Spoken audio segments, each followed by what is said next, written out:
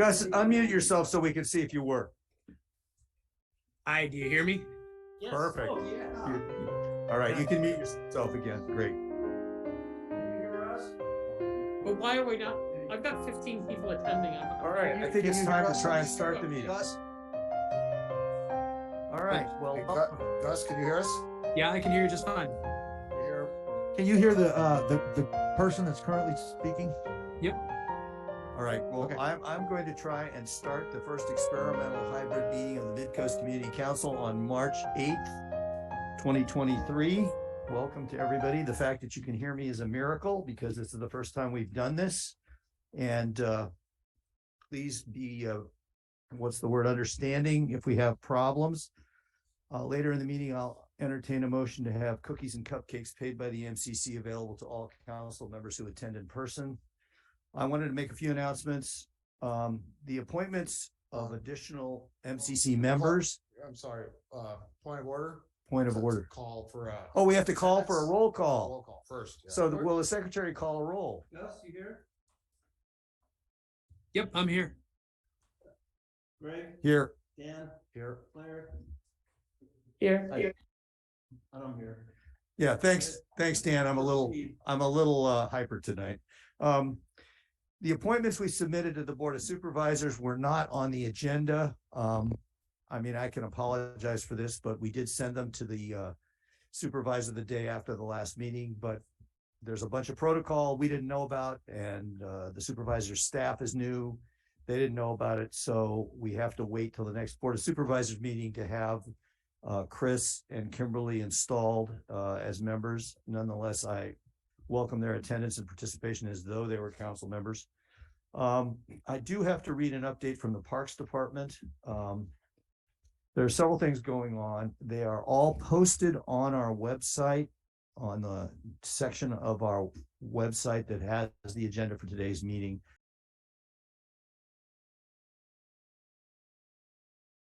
Inclement weather, so they're going to close 7 parks between March 9th and 12th, including Quarry Parks.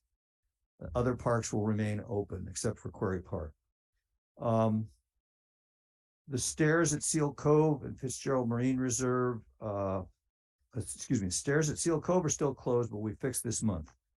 The north side of the reserve is accessible in way of the main ramp and the stairs at Fitzgerald Marine Reserve, and there's an explanation of how long it's going to take to fix everything.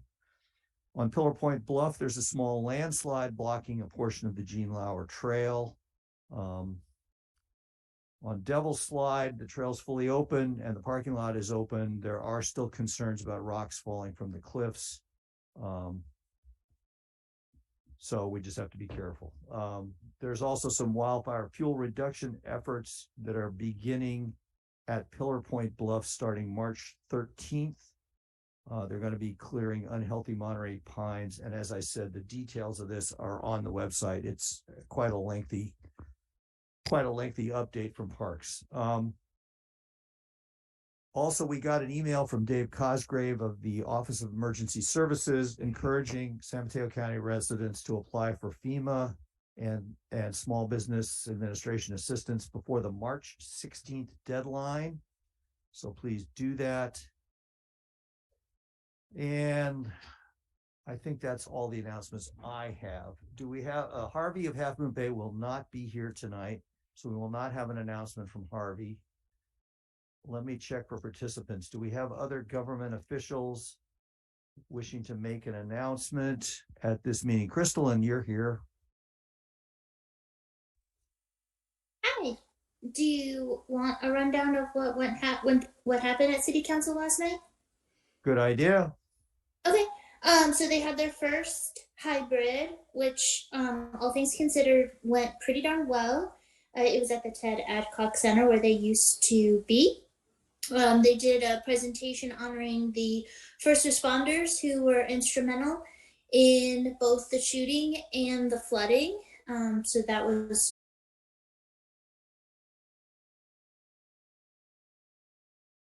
that they were going in front of the Coastal Commission today, since the Coastal Commission met in Half Moon Bay at the Oceana in regards to their short-term rentals ordinance. They've been having a lot of back and forth with the Coastal Commission on that. And the rest of it was pretty much just kind of internal staff housekeeping that I don't think really would pertain to the Midcoast. All right. Crystalline, I want to thank you also for your help the last meeting. You were invaluable in making things run smoothly the last time. Questions for Crystalline? All right. Hearing none, public comment and announcements. Do we have any public comment? Martin, you wanted to announce an open house. Hey, everybody. Marty and I are here with Pacific Coast TV. Boy, got to pinch myself. You know, we got a good report. Last night's meeting went well. The hybrid meeting, Pacifica went well, and now this one's going well. That's too much good news at one time. Yeah, let's knock on everything that's wooden, including my head. But the reason that I'm actually speaking is to invite you all. Next month, the Pacific Coast Television is having our annual open house. It just so happens that this particular open house marks our 45th anniversary as a local nonprofit organization. And thanks in huge part to the city of Half Moon Bay, to the city of Pacifica, and to the county, which is, of course, this organization is a part of, we are now proud to tell you that we are new owners of our unit at Crespi Drive in Pacifica. And what that means is that we can provide even more greater and better service to the constituents of the coast side in a great number of ways, which I will not go into right now. But what I will say is, please come to the open house. It is on April the 15th. And I have it on good authority that you do not have to worry about getting your taxes in that day because little birdies have told me that that's not going to happen until October now. So never mind the taxes.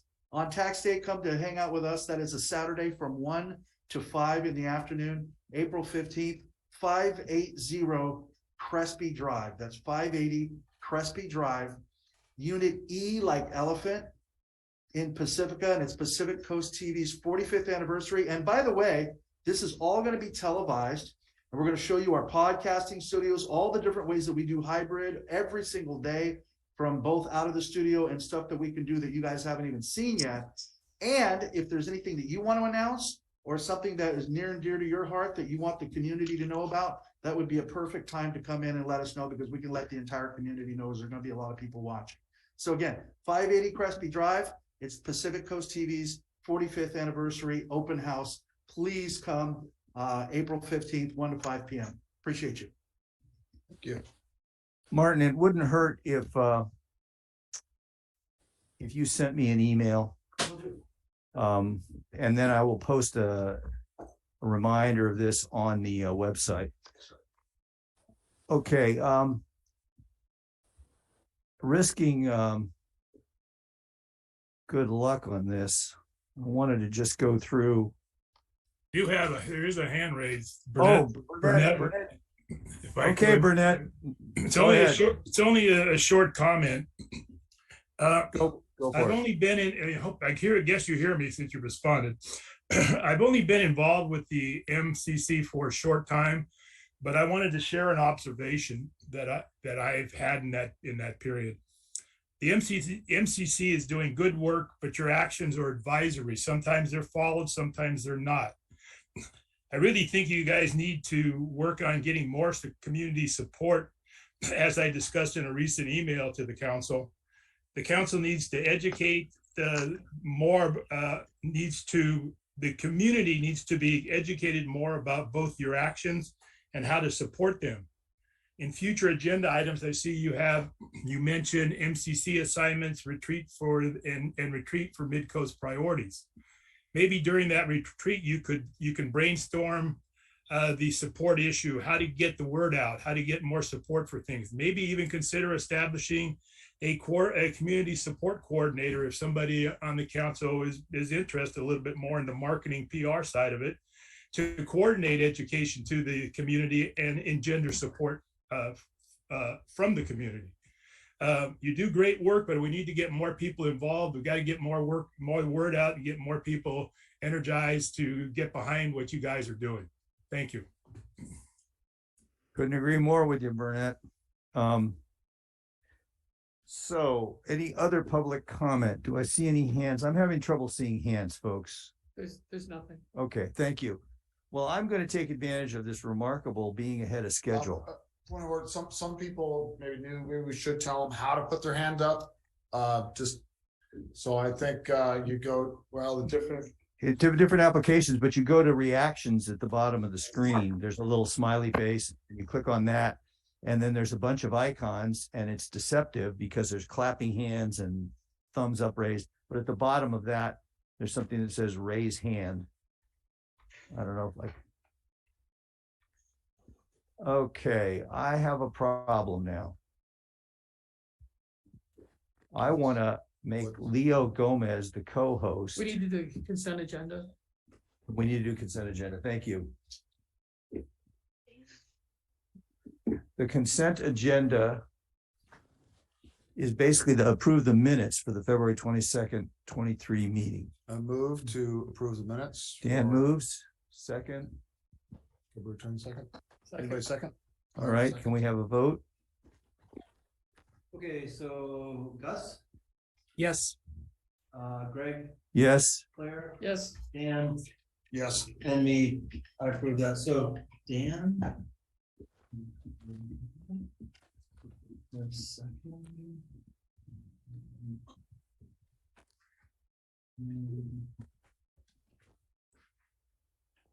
Leo, you're gonna have to help me out here. We're gonna have to get to that same Zoom page. We have the same problem we had when we tested it. Zoom, what is the link I go to? It is zoom.us and then go up to your settings.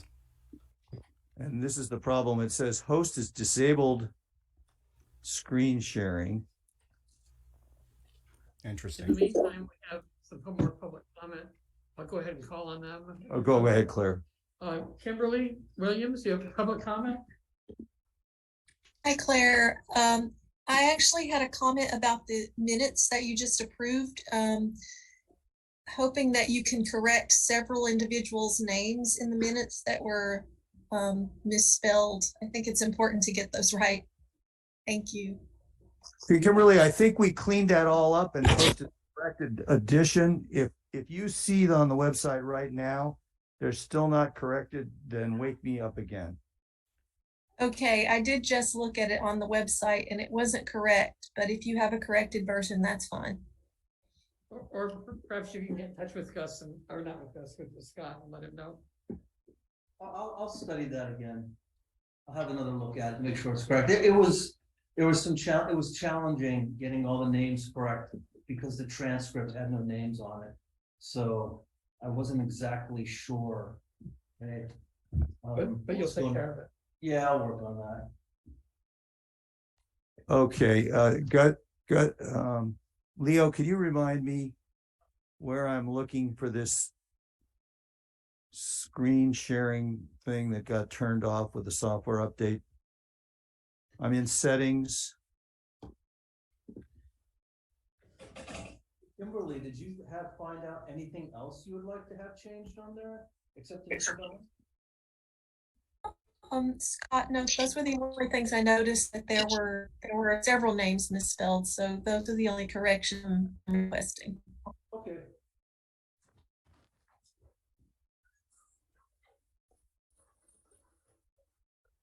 Kimberly, could you maybe email those to us?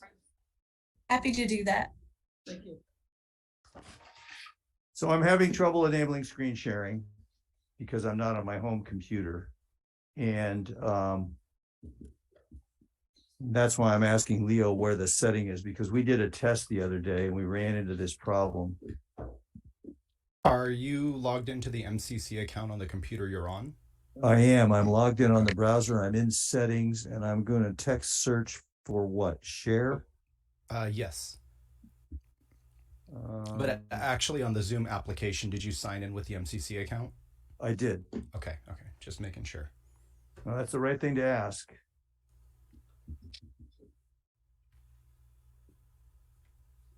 In a Zoom meeting. Is there things nice?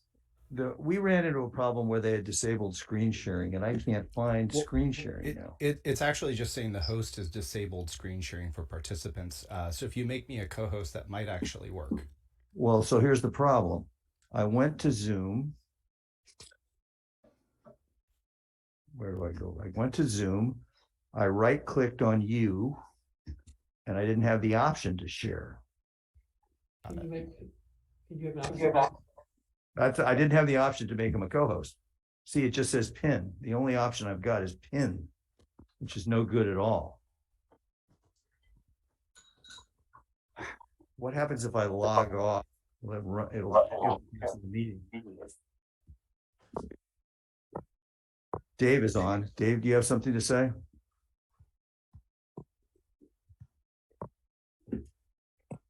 Dave Olson, you need to be host to make him co-host. And so you're saying I'm not host. Yeah, it doesn't look like you're host if you can't make him co-host. You probably logged in as yourself. No, I swear I'm not. But I will try leaving. I'll try leaving and logging back in, and we'll see what happens. So I apologize. There's a button on the participants screen that says claim host. So maybe it's that simple. Yeah, nobody is logged in as MCC that I can see. This is Midcoast Community Council Zoom. Log in.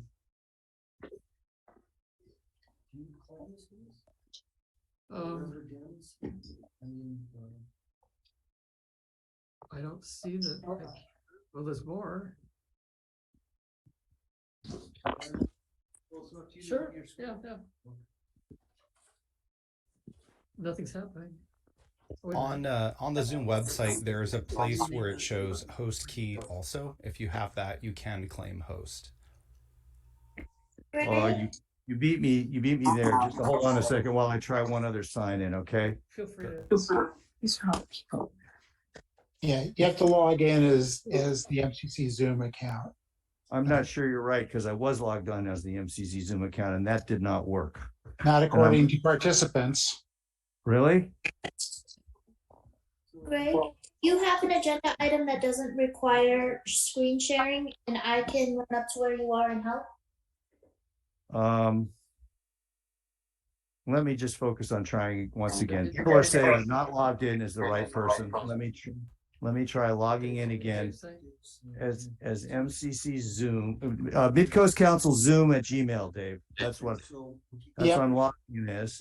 Oh, claim host, yeah. Yeah, see right there. 2020. Okay. Go ahead, do that. CONF. And then Leo made a suggestion. It says, So am I in the meeting again? I don't see myself in the meeting. Join. I'd have to find the meeting ID.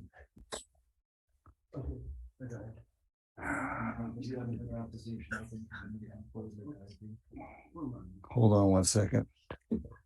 Calendar.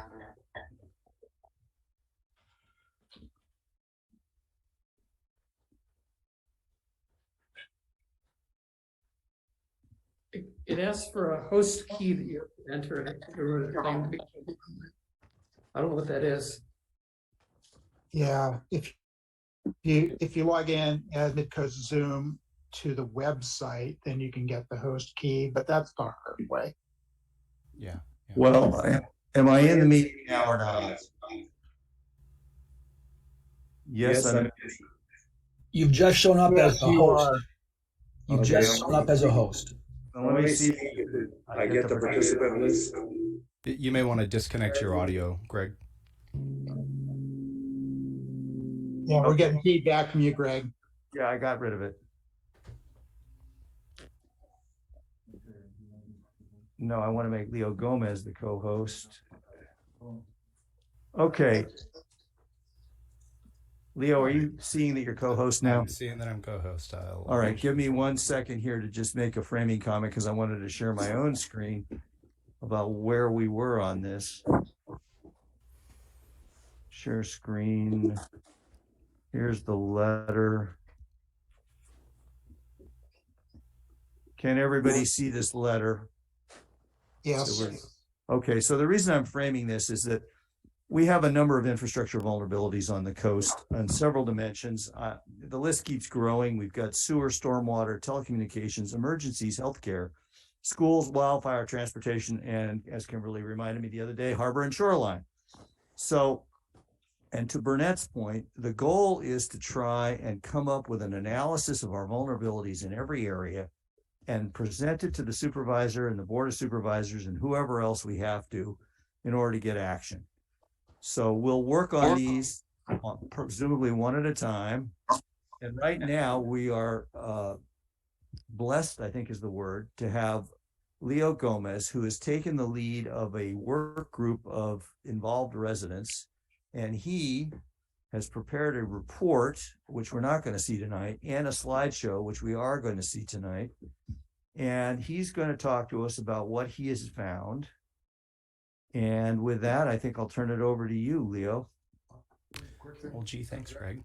Can we just make an announcement to have all. Wait a minute, Dan, what did you want to enter? All members of the public to please mute your microphone. Do all members of the public have to mute in order for this to work? It's just feedback. Okay, it's feedback. All right, well, I will watch the participants. I will mute everybody. Can I mute PCTV? No? I'm just. Yeah, I think that's your audio source. I can mute Christopher Church. All right, I will mute people that I see should not be PCTV. Are you supposed to be muted or not? I don't think so. I think they're your audio source. It says to mute.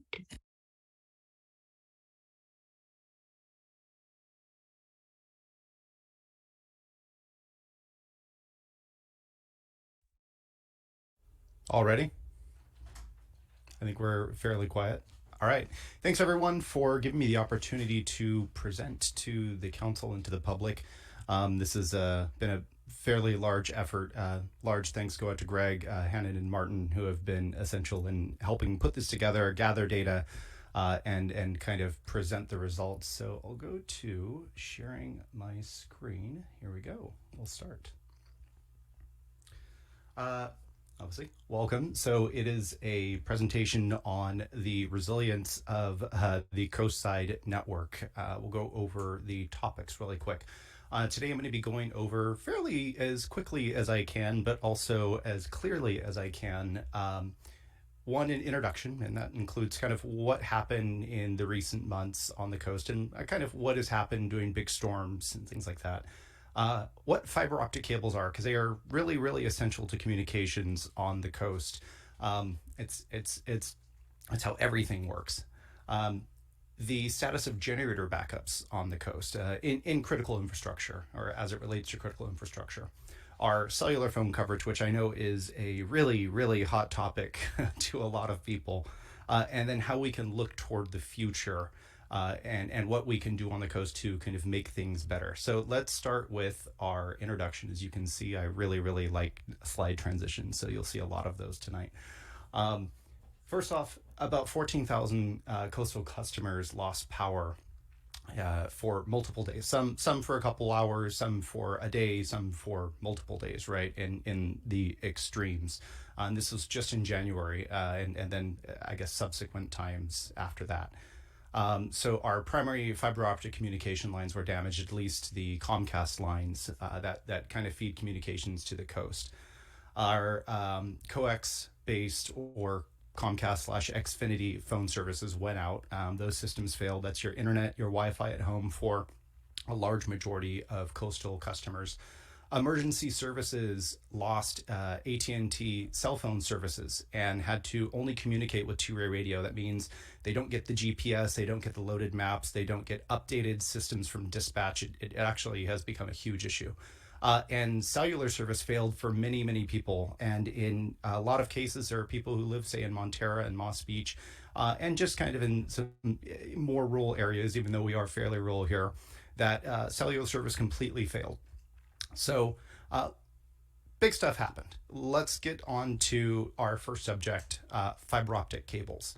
Let's talk about what fiber optic cables do, okay? So fiber optic cables are really the backbone infrastructure for all communications globally, really. At their base, fiber optic cables carry large amounts of information, very long distances or very short distances, depending on the situation. Fiber optic cables provide that information I was talking about, but not just internet and cellular or data on your phone, but actually your home phone, your television, even through Comcast/Xfinity. It also provides data for, say, AT&T Wireless, Verizon, T-Mobile, and other fiber optic delivery services, right? Your calls and data, kind of like I was already mentioning. They also are essential to the communication, as I've already kind of alluded to, especially during natural disasters. So what's really important here, right? Fiber optic redundancy. This is a kind of a buzzword that's going to be repeated along this entire thing. And what does fiber optic redundancy mean? Well, it means that we're going to take two different paths to get to the same place. And in this case, maybe from the north or maybe from the south, and I'll get into that just a little bit later. It also means that even though we're taking two paths, we are going to have data systems that can instantly switch over to, say, a secondary path in the case of damage to the primary path, where most of us wouldn't notice at all, okay? Fiber optic cables do transverse the earth on telephone poles, underground, and even under the ocean. Yes, you could go from New York to, I don't know, England, and there are cables that go under ocean. It's really fascinating stuff if you're into that kind of thing. There's also other forms of redundancy that come in the form of microwave dishes and satellite-based links. So that we can kind of get into just a little later. Let's talk about the current status of coastal fiber, right? First off, AT&T fiber. So on the right there, you can see the run. I've actually visually verified this run for AT&T fiber. AT&T fiber does have redundant fiber optic cables that lead to the Half Moon Bay, Greater Montara, Moss Beach area, right? AT&T and Comcast actually both follow a semi-similar path on 84. AT&T has a path through the Tom Lantos tunnel, and this is kind of what makes them a little bit different. And AT&T does provide data for AT&T fiber customers. That's the fiber to home. We'll get more into that just a little bit later. AT&T home and business DSL. So there's also a couple other flavors of that.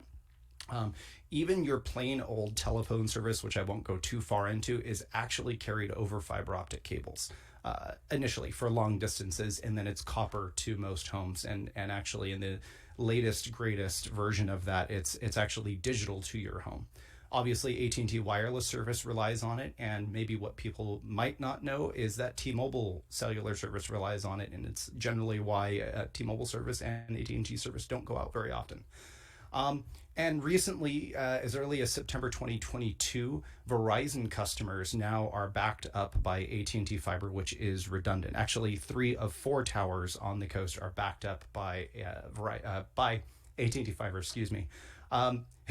Funny enough, the AT&T fiber also powers coastside.net DSL services and Sonic DSL services. A lot of government buildings have AT&T fiber, and the FirstNet responder network is also powered by AT&T fiber. It's actually a great thing. It's really redundant.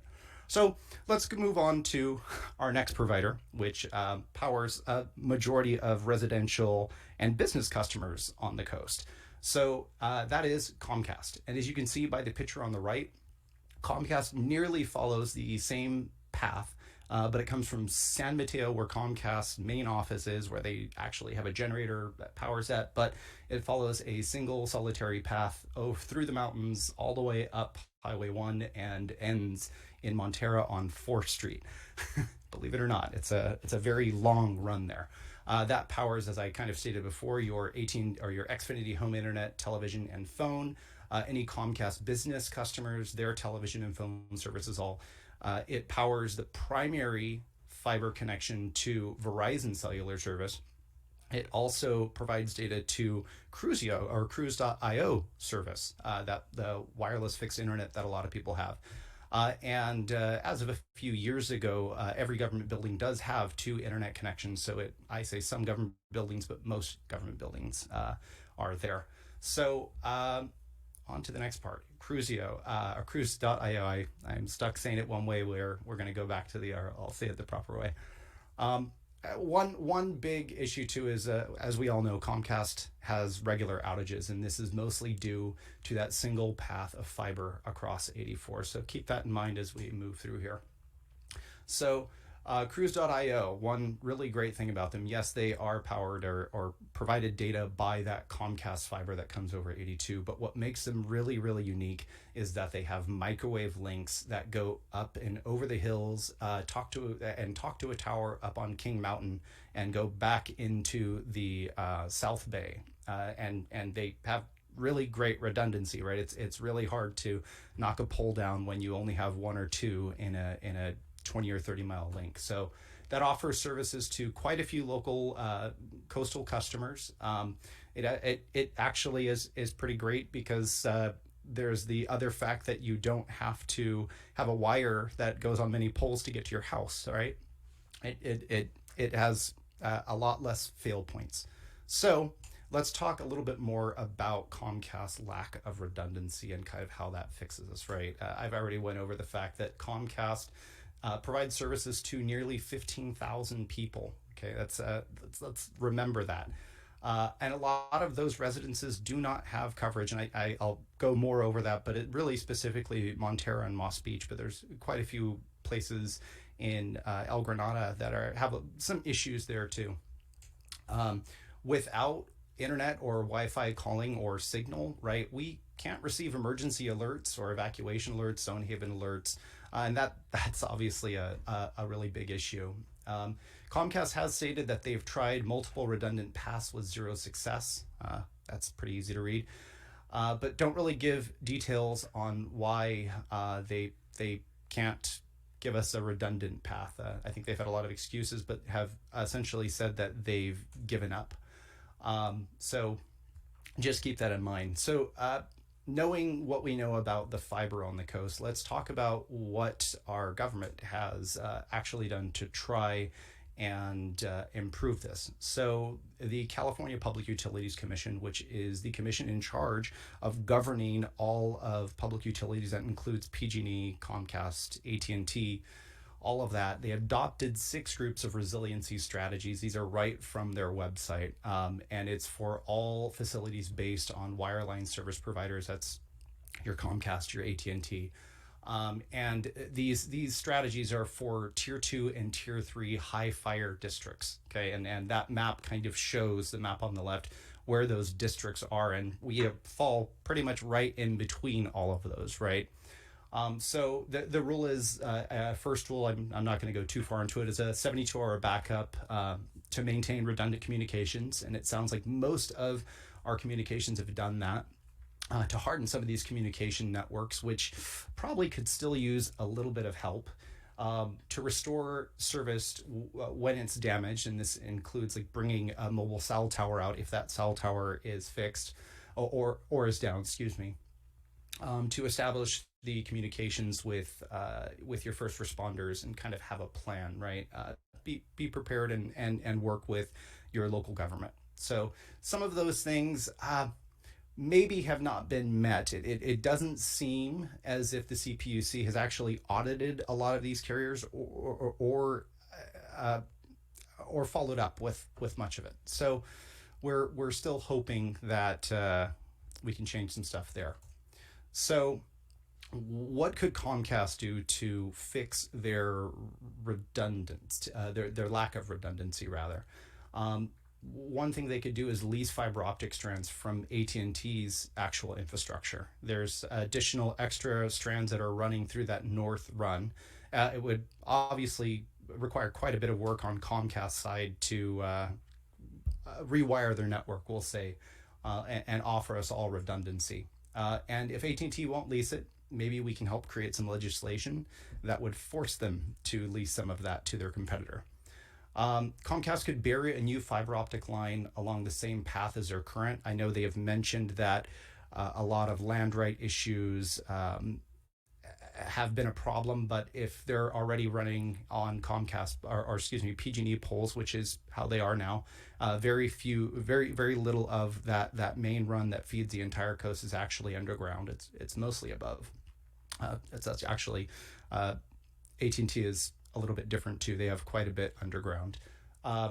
They could also run a fiber optic cable using the same path as AT&T fiber via the Tom Lantos tunnel, which is a great alternative. There's conduits already in the tunnel and ready to go. They could also just find a whole new underground path somewhere along the mountains. Obviously, this is not as easy as it sounds. There's a lot of different property owners and rules to do this. So how can our leaders help, right? First off, let's create some legislation that makes it okay to remove trees along the path of critical infrastructure. And I know recently, at least in the past 2 years, since we started having PSPSs, PG&E has cleared a lot of trees. If you take a look at the mountains, it looks like someone literally shaved the trees down on all of the critical lines. So I don't really see why this can't happen with our fiber optic cables. They are our main communication service, right? And trees are the number one reason they get taken out, not cars, not anything else. Trees falling in these storms. So our leaders could create a public task force that help identify above and underground construction opportunities.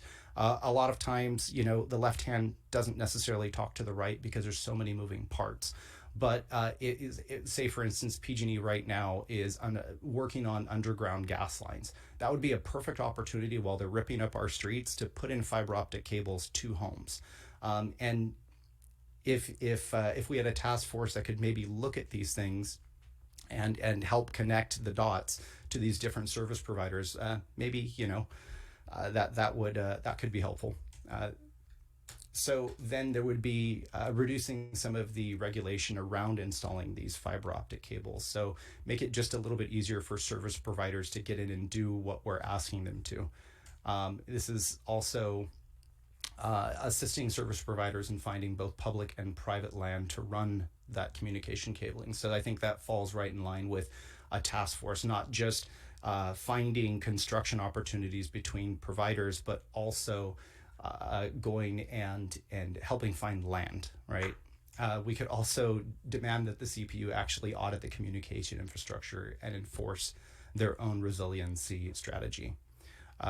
One really big one here, and the last one, is require all fiber lines be buried. Feed fiber lines. So that would be those main lines that are going over 85 or 84 and up Highway 1. Those feed the mass network. If those were buried, that could help quite a bit. And it's not a far stretch or a far ask, right? We're not going to have to dig up a ton of streets. We're not going to have to do too much to make that happen. So let's move to our next section, which is generator backup. Without redundancy or without power, redundancy does not exist. Let's give you a couple quick facts. First off, pretty good. 75% of the coastal home internet is backed up by generators, and that's all by services fed by AT&T. So to the not so great. Only 20% of coastal cellular sites have generator backups. That's really just a handful. We've checked every single cell site that covers the coast, at least from Miramontes Point up into Montera. That was the survey area. It takes quite a bit of time to go through all of this stuff. So that was our survey area. But even more so, 0% of Comcast residential customers actually have any kind of generator backup. That's not great. Their main office does have a backup generator, but this will take out all home networks. This will take out all business networks that are coax based or cable based, right? Not to mention, Comcast actually daisy chains, right, their fiber optic cable throughout their network throughout neighborhoods. So if one neighborhood goes down, it can actually take out multiple neighborhoods. That could be power, that could be a fiber optic piece breaks, and maybe it's a smaller outage, but this is still taking things out. So without generator communications, without generator backup at communication systems, the average battery power that all of these systems have is only 4 hours. So Comcast does have battery backup at every neighborhood. I've seen the max go about 6.5 hours. All of the cell towers do have a quick acting battery backup, so it won't go down instantly or anything like that. And the problem is it's only 4 hours. So let's take a quick peek, kind of an overview at critical infrastructure power. First off is AT&T. They do have multiple buildings that have generators. AT&T's infrastructure is fed from these central buildings that are backed up. And most of their infrastructure, like copper wires for your telephone, don't need a power backup. Their new fiber optics that go to your home do not need power backups. It's all passive after it leaves this central office that has a generator backup. So that's a really great thing. They all have this fast acting battery backup. However, with these services, say you're getting phone service from AT&T, the newer service, their voice over IP service, you do have to have some kind of backup at home for that to work. Or if you're getting their fiber to home service, if you're lucky enough to get it, you do also have to have backup power. We'll talk to Comcast. We've already overviewed it. It is a single path of fiber, and that one path is powered. That fiber path is repeated through multiple neighborhoods, so it doesn't, if one neighborhood take another one out. Each neighborhood's powered locally, and the max power for that is about 6.5 hours.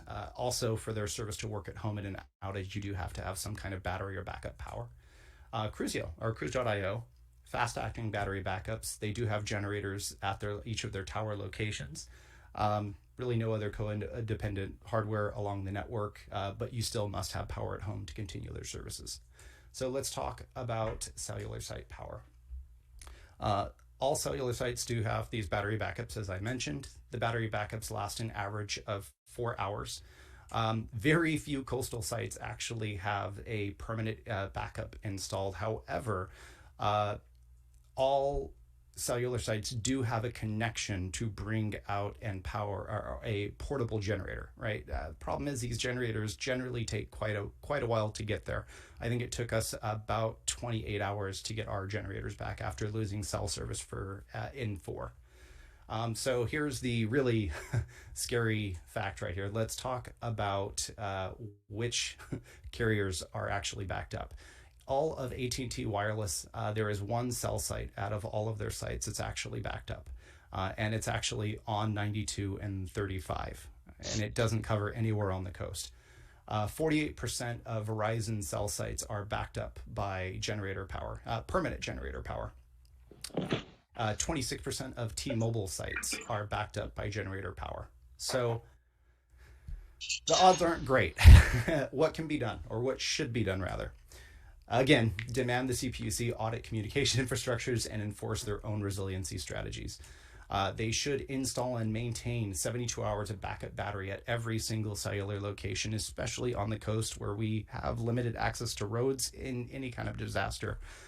We should require Comcast add at the very least 24 hours of backup in every single neighborhood so their network doesn't go down in 6.5 hours. Ideally, a generator at each one of these power injector locations. I think Montera has about 3 or 4, so it's not a huge ask.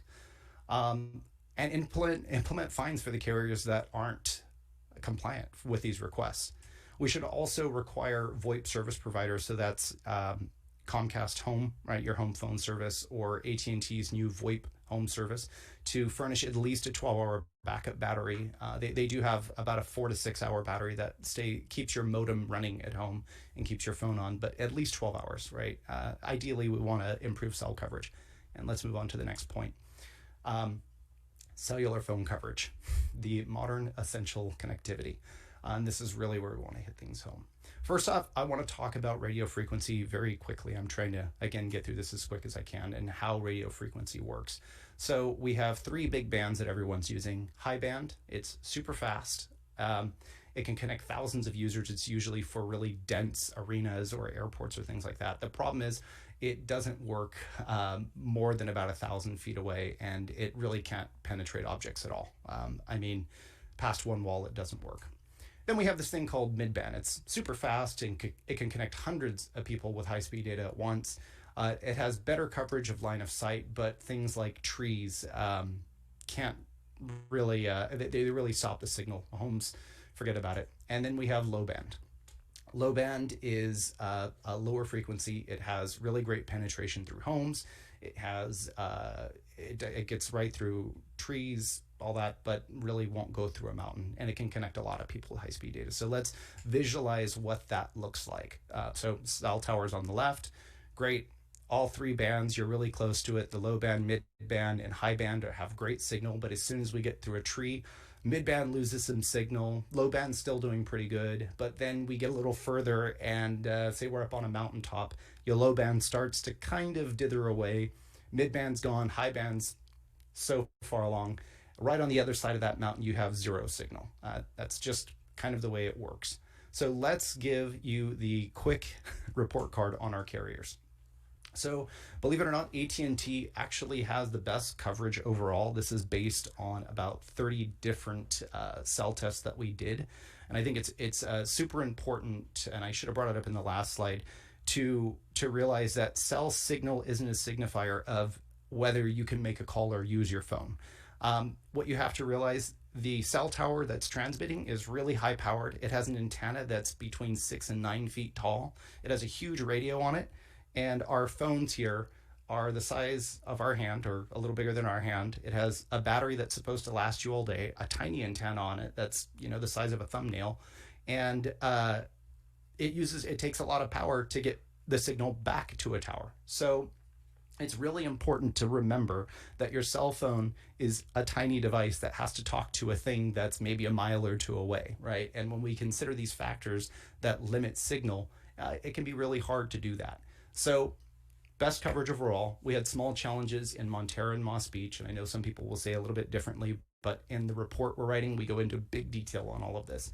What I'd hate to say is AT&T on the Prime Coast has 0 cellular sites with permanent generator backup, unfortunately. The site at 92 and 35 near the Christmas Tree Ranch does. There is a proposed possible new cell site coming to the top of Alta Vista Road, which should cover the north side of Montara and the far east side of Montara. Great, awesome. And all cellular sites for AT&T actually use AT&T fiber, obviously, so they're fully redundant. You can see the max speeds down there, the average speed about 73. This is a very usable connection on average. Even if it's not so fast, we don't really need fast. We need that upload to work. And this ratio is really great. You want these ratios to stay kind of not too far from each other, because without that upload, you basically have no service. And I believe a lot of carriers base their service maps on just driving around and seeing what the signal strength is that they're receiving, not actually testing it. So let's move on to T-Mobile. T-Mobile overall had really good coverage and usable services. Pretty much the same challenges in North and East Montara. They actually, their tower is located on the Ocean View Inn, same location, slightly different frequencies, so they work just a little bit different. They do have an ultra-fast tower in Montara. It's nearly useless after about 1,000 feet. In fact, we tested less than 500 feet, and we had to be pretty much next to it to take advantage or get this max 319 megabit that you're seeing there. But this ratio of about 60 to 15 is really, really great. Can't complain too much. All of their towers are powered by AT&T fiber. They do have the highest number of towers, so you're closest to the tower, which means I think it gives us these pretty good data rates. And they have those towers because of all the acquisitions. Now, they only have one site that has generator backup, and that is a cell site that's at the airport, the Half Moon Bay Airport. So we move on to Verizon, who actually had the highest amount of coverage challenges that we could test. Largest challenges were in Moss Beach and Montara. Basically, half of those communities are not covered, and some challenges in mid El Granada and upper El Granada. And that's mostly due to poor tower placement in Moss Beach. They have another tower that is also super fast if you're right next to it, but it's next to the same T-Mobile tower that's kind of just in a really bad position that doesn't meet that many people or doesn't hit that many people. So this, Verizon did add the backup fiber through AT&T, which is a little bit slower in the case of Comcast going down. And there is one tower by the airport that doesn't have that redundancy. However, they do have the most backed up cell sites. So as you can see here, max speeds of 286 and a 50 by 5.9 average upload. And that's where you see there's that divide between download and upload. Their upload's really small, and in a lot of places it was almost nothing. So I'll visualize this with each carrier. This is your average carrier speeds on the coast and average carrier speeds nationwide. That was pulled, the nationwide averages were pulled from PC Magazine. You can download this if you want to go through it, but I'm trying to get through as quick as I can. So we graded each of these carriers based on the type of signal, and I go into how we graded that in the report. This is based on all 30 of our location tests. We did speed tests with all 3 carriers on 2 different phones. As you can see, AT&T scored the most good and okay. Verizon had the most poor and 0 service, and T-Mobile's kind of a mix of it all. And you again see where those ratios are, where T-Mobile's kind of closer, download and upload are closer, and that's really good. AT&T has also a really good ratio, and Verizon kind of flies away there. So how should legislation change to kind of help this? First off, we, as a coast, I know we don't want to see cell towers, but we really need to have cell towers be taller to help with that signal. We can also disguise our cell towers. So can you find it without the line actually pointing to it there? That there is a proposed cell site at 525 Kelly in downtown Half Moon Bay, which is going to help a bit of a coverage spot that we found there also. So that's great. There's already another fix that's been approved by the City Council of Half Moon Bay in 2021. So require cell sites to be built above tree lines. I know we don't want to ruin that view, but it's really important for signal strength. And in the case of an emergency, we really have to get that signal. We should also require service providers to use a diversity of radio frequencies, as many as they can. So we get high-speed services and we get service everywhere we possibly can. And then we should require cell site providers to also use microwave radio links between cell sites. So if fiber breaks somewhere in between a cell site, there is a secondary backup. That's just another line of changes. What else can we do? Or how should cellular carriers change? Well, they should work together to host services on the same tower, which is like helping your competition. They need to deploy cell on wheels. This is if a cell site breaks or they're going to do maintenance on it, they should pop up another tower that keeps us online while they're working on it or while something breaks. They should keep firmware updates to a minimum and at hours when we're not using them. I believe AT&T did a firmware update. I can't confirm that, but I think that actually took out service for a while.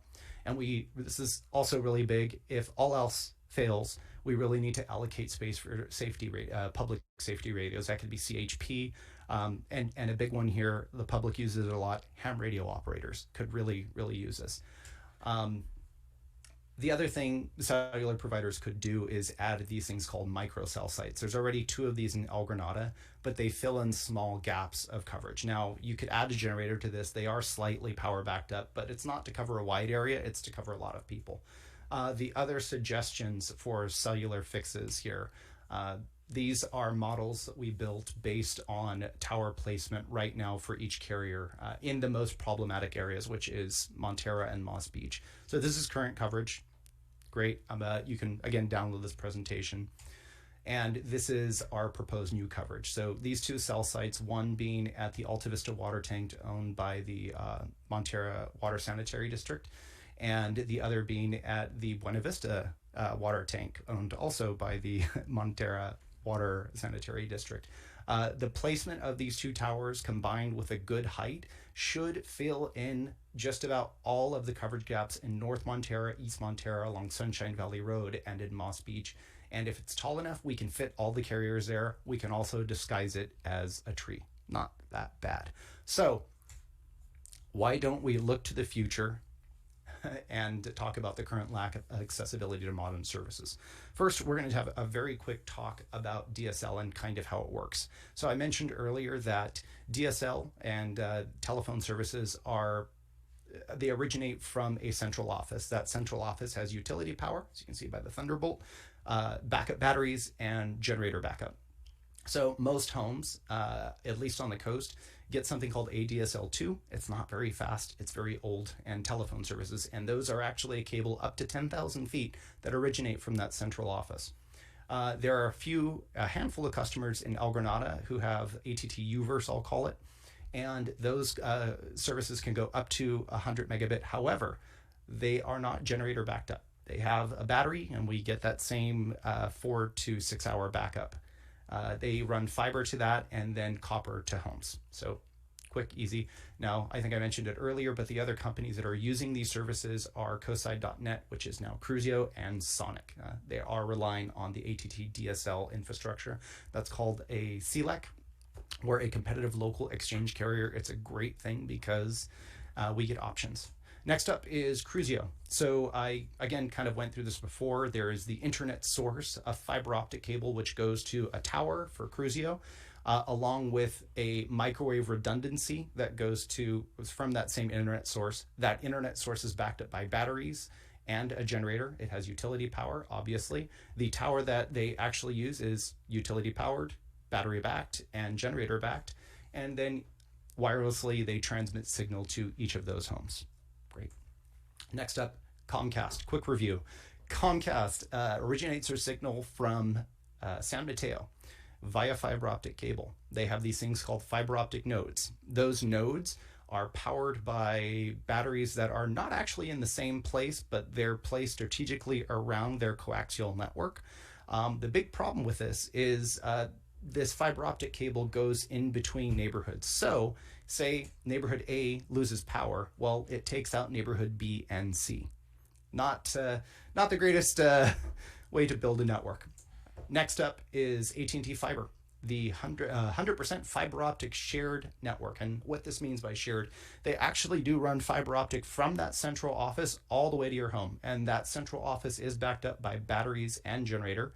And then they use things called passive optical splitters in the neighborhood and take one fiber cable, split it up to 32, and it goes to your home. You are sharing that bandwidth with your neighbors in this case. But all of those pieces in the neighborhoods, unlike Comcast, do not require power, so they don't need backup, and you can keep them running if you have power backup at your home.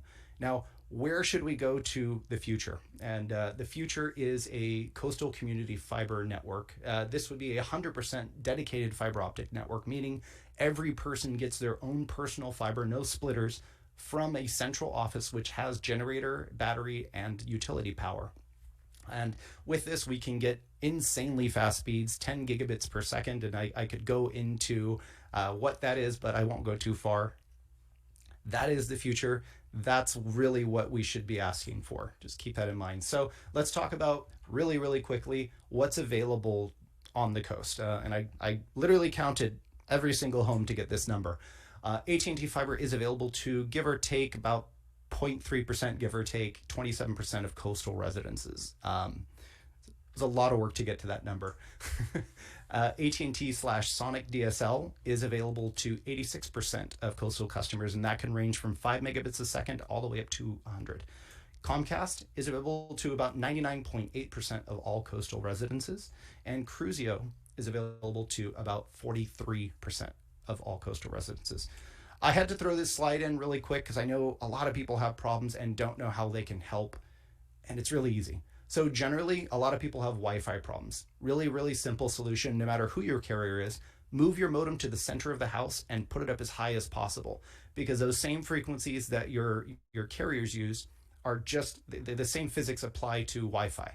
If the less things you have in the way of that signal, the further it'll go, right? If you put your modem on the floor in a bookshelf, you're kind of blocking in your signal. So the higher up, the better. The center of the house, the more equal coverage you have. If you have Wi-Fi extenders, doesn't matter who they're from, most people will put these things where the signal's bad. And the problem there is you're repeating a signal that's already bad. So if you take that extender and move it, say, one wall closer to where your modem is, that will repeat a much better signal and give you a better signal throughout the house. And when possible, always use a hardwired Ethernet. If you have Comcast Xfinity, tighten all the coax cables in your home. This will make a huge difference. and remove any unnecessary cables. That means a cable that might be plugged into the wall but not plugged into anything. That leaks signal, which makes it slower in your home. And splitters. So I know that's a lot of work, but there you go. Check for corrosion and replace cables. You can call Comcast, and if you see corrosion from the salt, they'll fix it. One other thing you could do, report bad internet if you've tried all of these things to the county. Again, this is available offline. It's a small URL, but the county is taking quite a few responses for this. So what should be done by carriers? First off, we should force Comcast to do this thing called Node Zero. It removes all the amplifiers throughout their network, which will give all of us symmetrical speeds, which I didn't mention is what fiber offers you. And symmetrical speeds just mean your Zoom calls are way better. If you try and send a video to someone, it happens in seconds, not minutes. The second thing we should do is require AT&T Fiber to complete their fiber to home installation. That's AT&T Fiber to your home within the next 24 months. Currently, again, 27% installed. How can our leaders help do this? Well, we can fast track the approval for construction of these fiber networks, right? We shouldn't have a barrier to get these things done. Again, creating another task force that helps unify the above and underground work that might already be happening. Mandate Comcast start installing their Node Zero network. Help service providers negotiate fiber optic cable paths on public and private property, kind of the same thing. Mandate, this is a really big one too. Mandate AT&T Fiber treats their fiber systems like the DSL and telephone CLECs. So right now, AT&T Fiber will not allow other carriers to come in and use their infrastructure to sell you fiber services, meaning you have to deal with probably really bad customer service from a multi-conglomerate. So what's our big picture?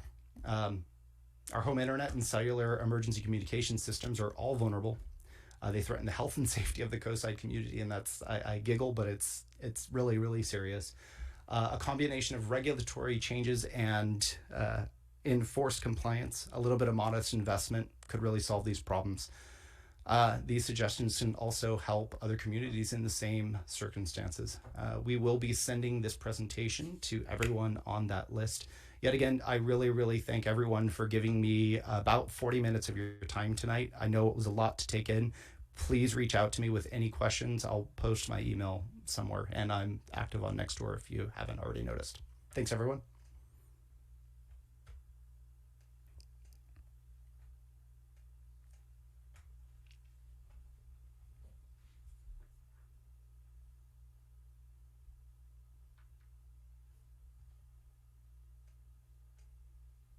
I don't think anybody's unmuted.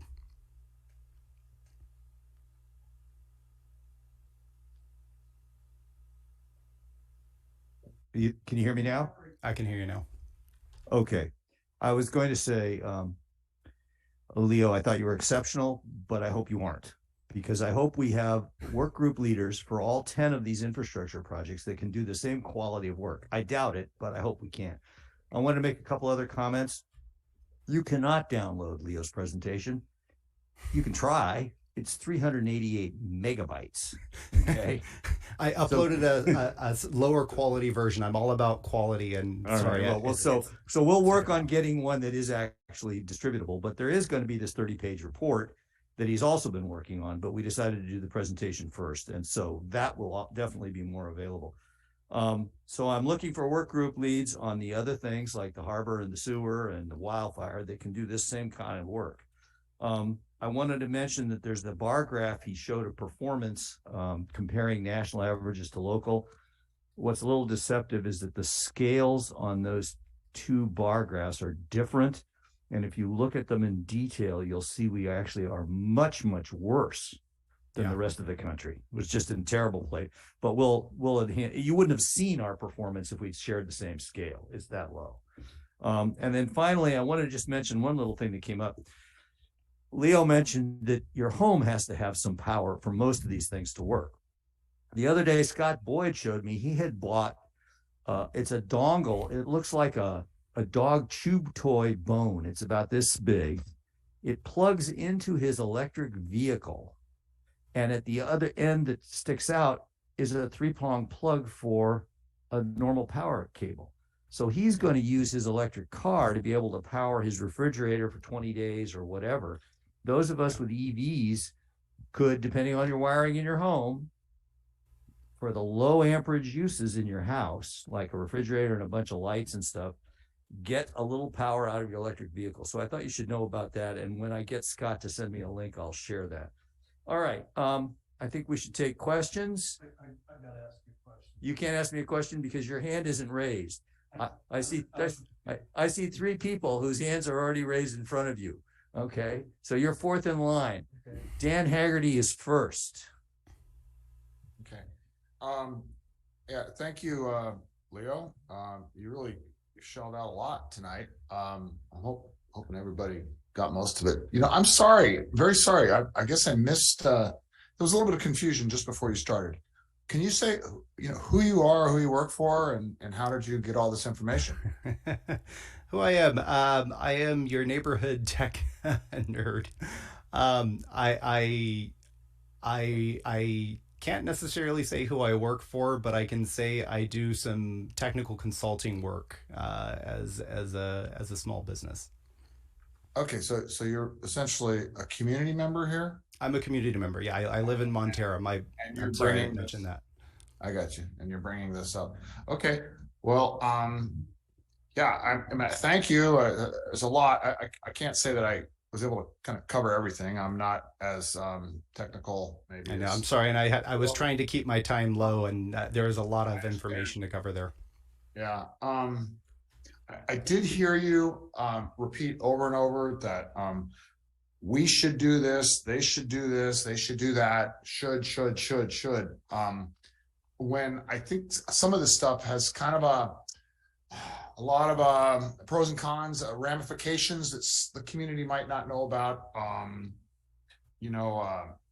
understand essentially that, yeah, we need to have a working internet and working cell phones, but there's always a cost sometimes, whether it's a visual, some of these trees, Yeah. Hopefully, I guess they're getting them better, making these fake trees or cell towers out of fake trees that don't exactly look like a fake tree. I don't know. Maybe they're getting better at them, but I think that, when they're blended in with other trees, it's less, they don't stand out like a sore thumb. I don't want to take up too much time, but I think there's a lot of challenges in finding certain underground paths. I'd like to hear from others, and I'd like to, I guess, Greg, we're going to have this brought up again. Yeah, and we're not asking for anybody as to. the community learns more about certain pros and cons, and We're not asking for benefit. anybody to endorse anything at this time, but when we produce the report, we'll have it reviewed here by the MCC and everybody who wants to jump in. And then Dan, the concerns that you're thinking about, line of sight issues and so forth, can be commented on. Very good. Okay. All right. So I think we'll wait for the report to come next. Kimberly Williams, you were next on the hand raised list. Thanks, Greg. Can you hear me? Yes. So Leo, I had the similar question as Dan in that I would want to know that some of this is not biased information based on a conflict of interest with your employer or your Absolutely not. purposes. No. My employer just kind of prefers that I stay anonymous. I have nothing to do with internet service providers. I really am just a nerd. That's about it. And I guess Dan had asked how I have this information. I took up kind of a hobby over COVID, and I started mapping all of the critical infrastructure just by either street maps, driving to cell sites, driving around and seeing things I couldn't find on maps. In my report, you will actually see a link to a map where I've put over 1,000 different pieces of infrastructure. And this is how I figured all this out. This is how I knew that the excuses that Comcast gave us for not being able to run a redundant fiber just aren't acceptable. Great. I like everybody else, I'm blown away by the presentation. It's pretty amazing, and really helpful to see all that. Two things that popped out at me was the redundancy thing, obviously, but also the backup generators. That seems to me like a really important piece that is Absolutely. achievable. Yes. And I would think that that's something we should really focus on. The other thing, you had this list of things that leaders can do, and some of those are very good as well. I would advise us to think carefully about some of those, because when you open up Pandora's box, there can be Sure. a lot of unintended consequences. And so those are things we would have to think carefully about. One that occurred to me is you mentioned PG&E and tree removal. That's a hot topic right now with some of the wildfire issues. Yeah. And I just attended a meeting recently where there was prolonged discussion of how the big swaths of clearing that you described are unnecessary, with the data to it. So I would advise caution there. Well, can I just show you the hold flip side of that? the higher towers. They say let's take a comparison here. The lines that were shaved going over 92, those feed the substation for Half Moon Bay. Doing all of these storms, not once did Half Moon Bay lose power. Right. Yeah. No, Like, we really have to balance here. It's I know there's a lot we want, but also, do we really want to lose power and communication? Absolutely, there has to be a balance. So I'll just stop there. Excellent presentation, and thank you so much. Absolutely. All right, our third hand was Steve Terry, and then Scott, you'll be next. Thank you. Yes, hi, everyone. That was a really great presentation, Leo. Thanks a lot. It was very comprehensive. I thought it's cool you're doing this stuff. I'll probably send you some emails or texts or something like that. But please, I have a couple things I thought of during that time is I remember some time ago, some number of years ago, a few years back, that Comcast tried to run a redundant path up from north, but it was blocked. And I just found an article. I posted it to the chat, or a Happy Day Review article, where they were saying they couldn't. They said they could not because of some sensitive habitat, for one, and then the tunnel. They couldn't run it through the tunnel because national security reasons. It sounds kind of silly, but yeah, it is silly. I was wondering how AT&T got it through there, and you mentioned in the talk that why not just use the same route they got? Yep. Yeah, could you elaborate on that a little bit? So the sensitive environment they're talking about is a Crystal Springs Reserve, and actually I verified it. AT&T does have fiber running about half the length of 92 up to 35 to a Verizon cell site near the graveyard up there, the cemetery, excuse me. So I don't see that as an excuse. The other reason they gave for the Tom Lantos tunnel was national security issues or homeland security issues. And again, the only reason I actually address this in the report, also all three reasons that the VP gave in that article.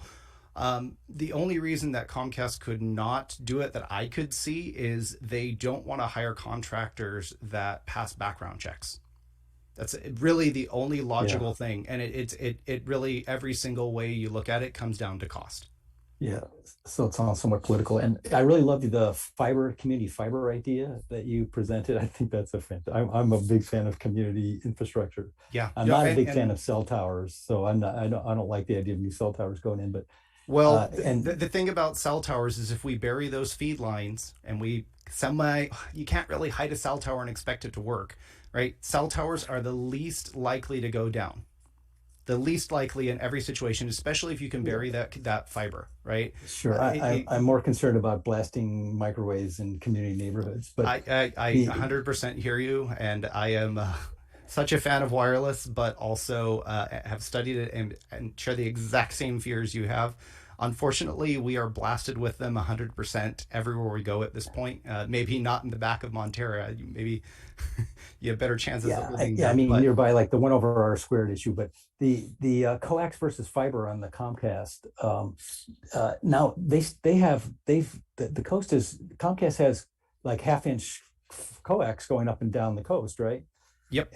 And so why, where is their fiber going? And isn't that kind of redundant? Isn't that kind of already inherently redundant, or is the fiber just passing through? What's going on there? Do you happen to know that? Yeah, Comcast has these things called nodes, and they change fiber over to coax. Right, coax goes to your home. There's amplifiers in between that take that signal, make it a little louder. That's also why people say in the back of Montera have issues with Comcast. Also, there's a lot. Yeah, I of see the amplifiers RF hanging noise. all over the place. Yeah. The amplifiers are everywhere. There's in Montera, there is two of these nodes. One is on Fairlawn and 12th. The other one is on 4th, all the way in the back, the very end of 4th. What they're doing is, say, going into the one on Fairlawn, daisy chaining out two pieces of network, right? Network in, essentially network out. That goes to the next one. So again, if whatever is feeding that, and honestly, this is all the way down the 42-mile path. I think it's actually 50 if we go all the way to San Mateo. There's groups. Say you have, they run 48 strands of fiber, and they need one for an upload and a uplink and a downlink. And each of those pieces of fiber goes into a node and out, and they group or chain however many is necessary to provide data to that community or to the chain of devices. So again, if one of those network devices goes out, if one of those nodes loses power, then everyone in that chain is affected. The fiber daisies, and then it splits and so on and so forth. All right, thank you, Leo. I've already kind of overdone my time, but thank you very much. Absolutely. All right, Scott. So I have a question. It's not a technical one. It's a little hard to hear you. Sorry. Oh, can you hear me now? I think your mic is not working. Maybe grab the one to the side of you. Sorry about that. That's okay. Hey, how about now? Sounds great. Okay, so I have a question for you, but it's not a technical one. The presentation was awesome and very technical, and I was really into it. You're asking for legislation. You're asking for legislators to say to these providers, please do these things. Yes. But we don't have a monopoly, right? So why not let the marketplace fix these problems? Hey, if Cruise is so good, why don't we all switch to it immediately? There's some reason that most people have Comcast, right? Yeah, and I failed to mention that the one downside to Cruise is the speed. Okay, it's terrible. It's not terrible. It's about 50 watch a megabits. movie. If your kids are all doing their thing, it's not going to happen. Right? It can. I'd say the average household uses about 50 megabit. I have insane networks here where I am. We have 4K TVs in this. If that's true, then Cruise would have the majority of the business, right? Yeah. Well, the other side of that is what I showed you was availability percentages. Right. Okay. So it's where it can actually happen. And then there's another layer to that. I didn't want to go too far into it, but it has to be line of sight to these towers. They operate at 5 gigahertz, leaves no signal. Okay. So you're saying the marketplace can't fix this? Because you want legislation to do this. If the one is much better, we should all be doing it. We should say that's the best one. Forget about Comcast. There's terrible. They don't resign to say I lose my. Well, Comcast is just what's available. DSL, unfortunately, is just not fast enough for a home of 2, right? I would scratch it right off the list. You can't use it, period. And the other option is Comcast. Only 27% have AT&T fiber available. A large portion of El Granada. Well, if I want AT&T fiber, do I just say, hey, AT&T can run that fiber to my house? I wish. Oh, I wish, my friend. So that's not an option either, then, right? That's not. They've been saying they'd run it to Montera for the past 2 or 3 years. Okay, but it has to come to your house for it to really be good, right? Yes. Whatever it is, that fiber optic has to go inside your house for you to get all that benefit. Does anybody have that? Does anybody have it around here? Yes. Yeah. Portions of all of Princeton by the Sea. Everything south of Kelly and west of 1 has it. A little bit north of Kelly also. Sections of El Granada have it. I actually in the report I linked to that same map, and that map literally lists every single split, every single piece of coverage, every home that's covered by AT&T fiber, and that equates to 27% of coastal residences. Because I would love to have that. So would I. I don't think I can get it. So it is kind of a monopoly then. Yeah. Comcast has a monopoly. Absolutely. So we should be able to force them legislatively to do this immediately then, right? I would sure hope so. But we have to tell them you have a monopoly, right? Well, Scott, I think two things. You can't expect Leo to answer these questions, Okay. right? I'm definitely not a legislator. He's positioning what we need and what he sees as required. But you I have to can do tell it. you that Ray Mueller is already working on this. I can't tell you what he's doing because he's not ready to announce it. Okay. Okay, but this presentation is no accident. This is feeding into a known vulnerability on the coast, and we are going to try and get action. And So you'll you have say it. should not allow the marketplace. No, I'm not saying that at all. I'm just saying, stay tuned. Okay. All right, stay Okay. tuned. I also should mention a humorous note that Thanks, by the way, that was awesome. the head of government affairs for Comcast has my email and cell phone, and they send me regular updates when things go out. I just can't get them. And then when I drive over the hill to get them and I find out what's going on, I can't tell anybody because they're back here. I usually drive to Peace. But I do think, Leo, at some point we ought to consider that report, because they Comcast can't take a 380 megabyte email, but we ought to consider the portions of that report sending to Comcast and getting a comment from them. So that Yeah, I'd love to. Yeah. All right, Kimberly, you had another question, or did I forget to lower your hand? No, I just have one quick question. Does Starlink play a role in any of this? I didn't really want to mention it yet because the constellation isn't complete. And currently, to get it on the coast, I know some people have it, and that was in the first phase of rollout for Starlink. One, you have to buy really expensive hardware. Two, it's not going to work great on the coast because we have so many trees. Starlink wants a northwest view of the sky. So if you're in the back where you don't have good service, say of Montera, you have a lot of trees, you're going to have a really hard time getting it, or the service is going to be really, really, really spotty. Maybe in an emergency to get text messages in and out or make a call or two, great. Or if you have an ocean view and you have a clear north view of the sky, northwest view, it's going to be great. But also, the only way to get it right now in this area is to pay $150 a month for their RV service, which is also, if the area is busy, they're going to deprioritize you, right? And you have that $600 minimum buy-in for the equipment. That's why I really didn't want to mention that as a viable option. Just like I don't think DSL is a viable option. Really, what we should push for is this community fiber. And in the report, I go and mention 4 other communities that have done this successfully, including Santa Cruz with Cruise.io, who's also willing to help kind of guide the community in doing this. They've said to me they helped the city of San Jose, Santa Cruz. They're willing to help us. Also, Atherton Fiber, I've worked with a couple people around there, asked a ton of questions, worked with them. Same kind of idea where everyone can get their own dedicated fiber and really do anything you want with it. And then we control prices as a community, right? We can offer our own community service. We can say, Sonic, come in and offer people services. And they have their own support structure. That's really what we want to push for. But again, Starlink, yes, it's a really great service. You do have to have a clear view of the sky, and that is the big downfall. As that constellation grows from about 2,500 to 3,000 satellites right now up to 15,000, I think we'll be able to look up and get a clear view of the sky looking up and have reliable service. But right now, I don't think it's viable. Thanks. Yeah, absolutely.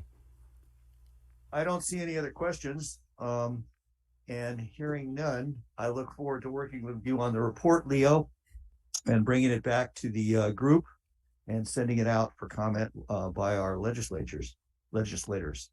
So thanks for that. Absolutely. Thanks, everyone. Now, do we have something in the chat? Okay, there we go. All right. So the next agenda item. Thanks, Leo. Would be the discussion of our Midcoast funding requests for what Ray Mueller calls CRISP, Coastside Resilient Infrastructure Strategic Plan. Now, I was told by constituents and came out of a Montera meeting I attended that there was a March 14th deadline for Ray to submit requests for Measure K funding, and that other counselors were well ahead of him. He's somewhat new, of course, and still getting staffed up. And so it occurred to me we ought to get in line and wake him up to the fact that we need some money so he doesn't, forget to submit. And of course, Measure K money won't be the only source. So I put together a list that I think I can share. I posted it on the website in a spreadsheet of things I think we need money for. And also Ann Rothman worked with me on drafting a letter where we would ask for the money. But it's a bit much for me to expect the council to digest all this in a meeting tonight and make any sensible suggestions, and the same for the community. Although I will say that Burnett, no moss grows on you, because you already picked up on one item that I listed and requested explicitly several others. Jason, do we have anything we need to do? Okay. So what I'm going to suggest for the community and the council is you take a look at the spreadsheet that I've posted, which includes of some of the stuff that Leo just mentioned, but we don't always know the costs. We don't know who's going to pay for stuff. Take a look at that and consider what you think the priorities should be. There's some stuff on there that's really large, like item 8, upgrading stormwater systems. In fact, Half Moon Bay has, as Sid Young pointed out, a capital improvement budget for their stormwater improvements in a 5-year plan. And it's right there in red letters on their plan. There's $10,450,000 of work not funded. So we know we have tremendous stormwater problems. They're affecting the sewer plant. I'm going to be asking for a letter supporting having the sewer authority study their problems so that we can figure out what to do. It's going to involve probably wet weather storage to hold excess water like we have on the intertie pipeline system, but there's other things. Everything, though, that we're going to need done, or most of the things we're going to need done, are probably going to require an engineering study. So in my mind, the priorities we would be asking Ray for are funding a bunch of engineering and consulting studies to look at the problems we have and come up with a professional recommendation, a sizing in terms of the amount of money we require, and then we would hopefully go get the funding. So that my thoughts are, we've got to fund the studies. And that's the kind of stuff we should ask him for. If I could share my screen for a second, I'll just read you the letter that Ann and I put together. Give me a second to get back to Zoom here. Hello, Zoom, where are you?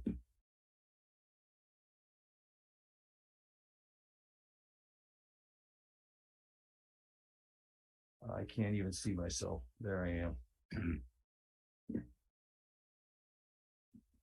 I'm going to share a screen and just read this letter as a proposal. And I would like to hear from the council what they think about this in general. Who was it that you said helped create the letter? Ann Rothman, you may have heard of Ann. She's been here. I met her in 2018. She's come to a number of meetings. I mean, I don't know her personally except through these meetings. So let me read the letter. The letter says, this letter follows up on your request for a list of crisp needs and projects. There are over 30 identified to date, totaling over $400 million in the attached spreadsheet. There will be more to come. We want to begin by thanking you for your support of the Midcoast. Your commitments to our unincorporated area is key to preserving the well-being of all current and future residents and visitors. Your voice is our voice. We formally request your assistance in acquiring Measure K funds for various public safety, community, sea level rise, and affordable housing projects before the March 14th, 2023 budget deadline, as well as further funding from additional sources on an ongoing basis. The recent storm and disaster impact has punctuated decades of underinvestment in our Midcoast infrastructure. Note that the San Mateo County Board of Supervisors have approved funds for North Fair Oaks, which I find is another unincorporated area of San Mateo County, which has received millions of dollars in funding from the Board of Supervisors, to help pay for sewer improvements, offset cost of garbage collection, undergrounding wires, and numerous road improvement projects. The Midcoast, which provides the county an additional 17% of tax revenues compared to incorporated cities, has not received funding for its needs to a similar degree. To quote you, never let a good disaster go to waste. That's a quote from Ray. We hope to use this disaster to galvanize overdue changes in investment and management policies and practices in the county. In the coming weeks and months, we expect to analyze and report in more detail on CRISP projects as we analyze infrastructure requirements and vulnerabilities in 9 areas. We have inadequate infrastructure in several dimensions, and it lists sewer, stormwater, telecommunications, emergencies, which would include evacuation, emergency communication, healthcare, schools, wildfire, transportation, and Kimberly, for you, harbor and shoreline. Please be aware the majority of homeowners in the Midcoast are on fixed incomes trying to afford the increasingly expensive Bay Area and inflation. Additional stresses on already failing infrastructure are pushing the community to the brink. We need to address the infrastructure needs now and prove their sufficiency prior to any new development burdens. Thank you for your continued support of our vulnerable community.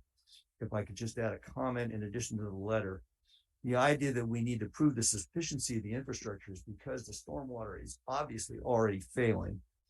The county supposedly has been collecting money to fund stormwater improvements, and I read that, well, we're going to fund it after we build it. Well, we got to stop doing that. Everybody's already flooding. We've got to start building the infrastructure before we allow more impermeable surfaces to create more flood conditions, in my opinion. So that's part of the reason for that comment. All right, so I welcome the thoughts of the community and the council. And I guess the question is, take the council first. Do we have any council members who wish to comment? You've got 2 with their hands raised, 3 with their hands raised. Okay, good. Let me stop sharing my screen and pay attention to the audience. Give me a minute. I apologize. I'm definitely having trouble with my Zoom controls here tonight.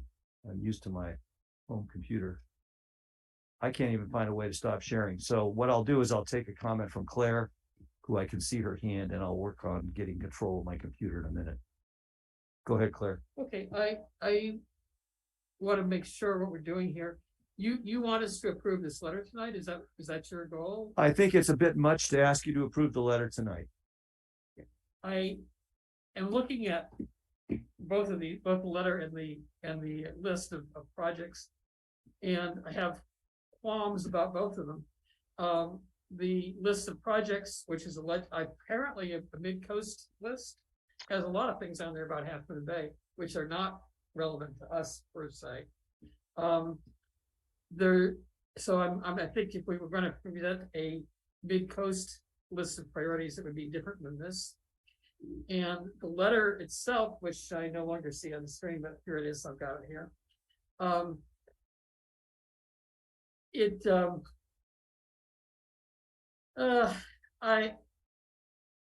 one thing that jumped out at me was that the majority of the homeowners on the Midcoast are on fixed incomes.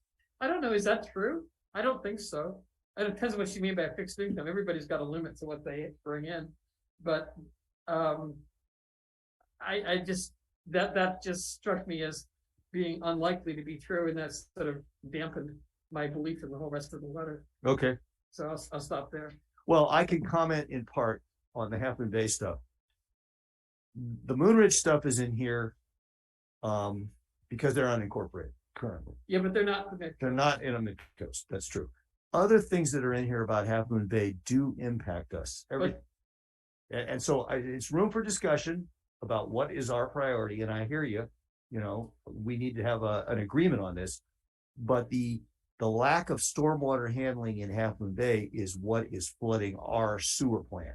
And so that's why we need to get the Half Moon Bay stuff fixed on stormwater. But we have no authority, no influence per se over what happens in Half Moon Bay. That is true. We can work with them. We can ask them to do things. We can't say these are our priorities and they have to take place any more than they can say we're going to do stuff on the Midcoast. We're saying to them, no, you can't. The same thing goes the other way. We can't do stuff in Half Moon Bay. Okay.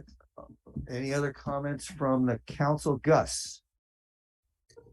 Hi. Yeah, two comments. One, I'm a little hesitant about a letter that just says here's $400 million worth of things we want to do, that doesn't go one step further to say here's our prioritization of it. I feel like if the total gets too huge, then people are like, well, nobody has $400 million laying around to do all this stuff. Do you know what I mean? So I think at some point we have to kind of think about even coming up with maybe like a couple of levels of like, here are sort of tier one priorities, which is a much smaller number than 400 million, and just so that it's like a little bit more manageable for the county to digest. And then two, just as a comment about you, because you mentioned North Fair Oaks in the letter, and I think frankly, I think the reason why they're investing in North Fair Oaks is that the county's strategy, as near as I can tell, for how they're going to manage their RENA requirements, to shove all of it into North Fair Oaks. So I think that's why they've been more willing to invest in North Fair Oaks, is because they're shoving all the housing that they have to come up with. So anyway, just that comment. Thanks. Okay, Dan. I think I generally agree with Gus. Some of this is a big bite out of apple. There's a lot of different agencies that may have their spin on what's needed, this and that. I think one of the things you mentioned is just overall flooding. And you probably remember I sent you that Greg, that those pictures and videos on the other side of between the airport and Highway 1. That whole drainage ditch is filled up. It's just, it needs to be, there's a lot of cleanouts that need to be done, that just maintenance that have just been ignored. The drain all the way up 92 was one thing, where all these, for years, just weeds were growing out of the drainage trench, and in certain areas. So, so many things involved with the results of the flooding, to some degree. Yeah, that's a big long list. And I think, have you been working with Ray Miller's office to much degree about some of this stuff? Because it seems like some of it normally would come out of, I understand we need to. I know Ray is working on the telecommunications things. Okay. We have not discussed this list in any detail, but I'm going to send him, my thoughts personally. To your point is a good point about the Caltrans and Highway 1.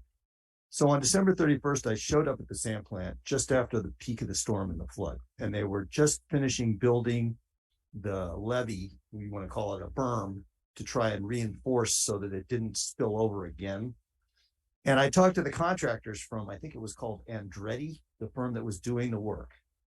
And I said, what's going on? How, blah, blah, blah.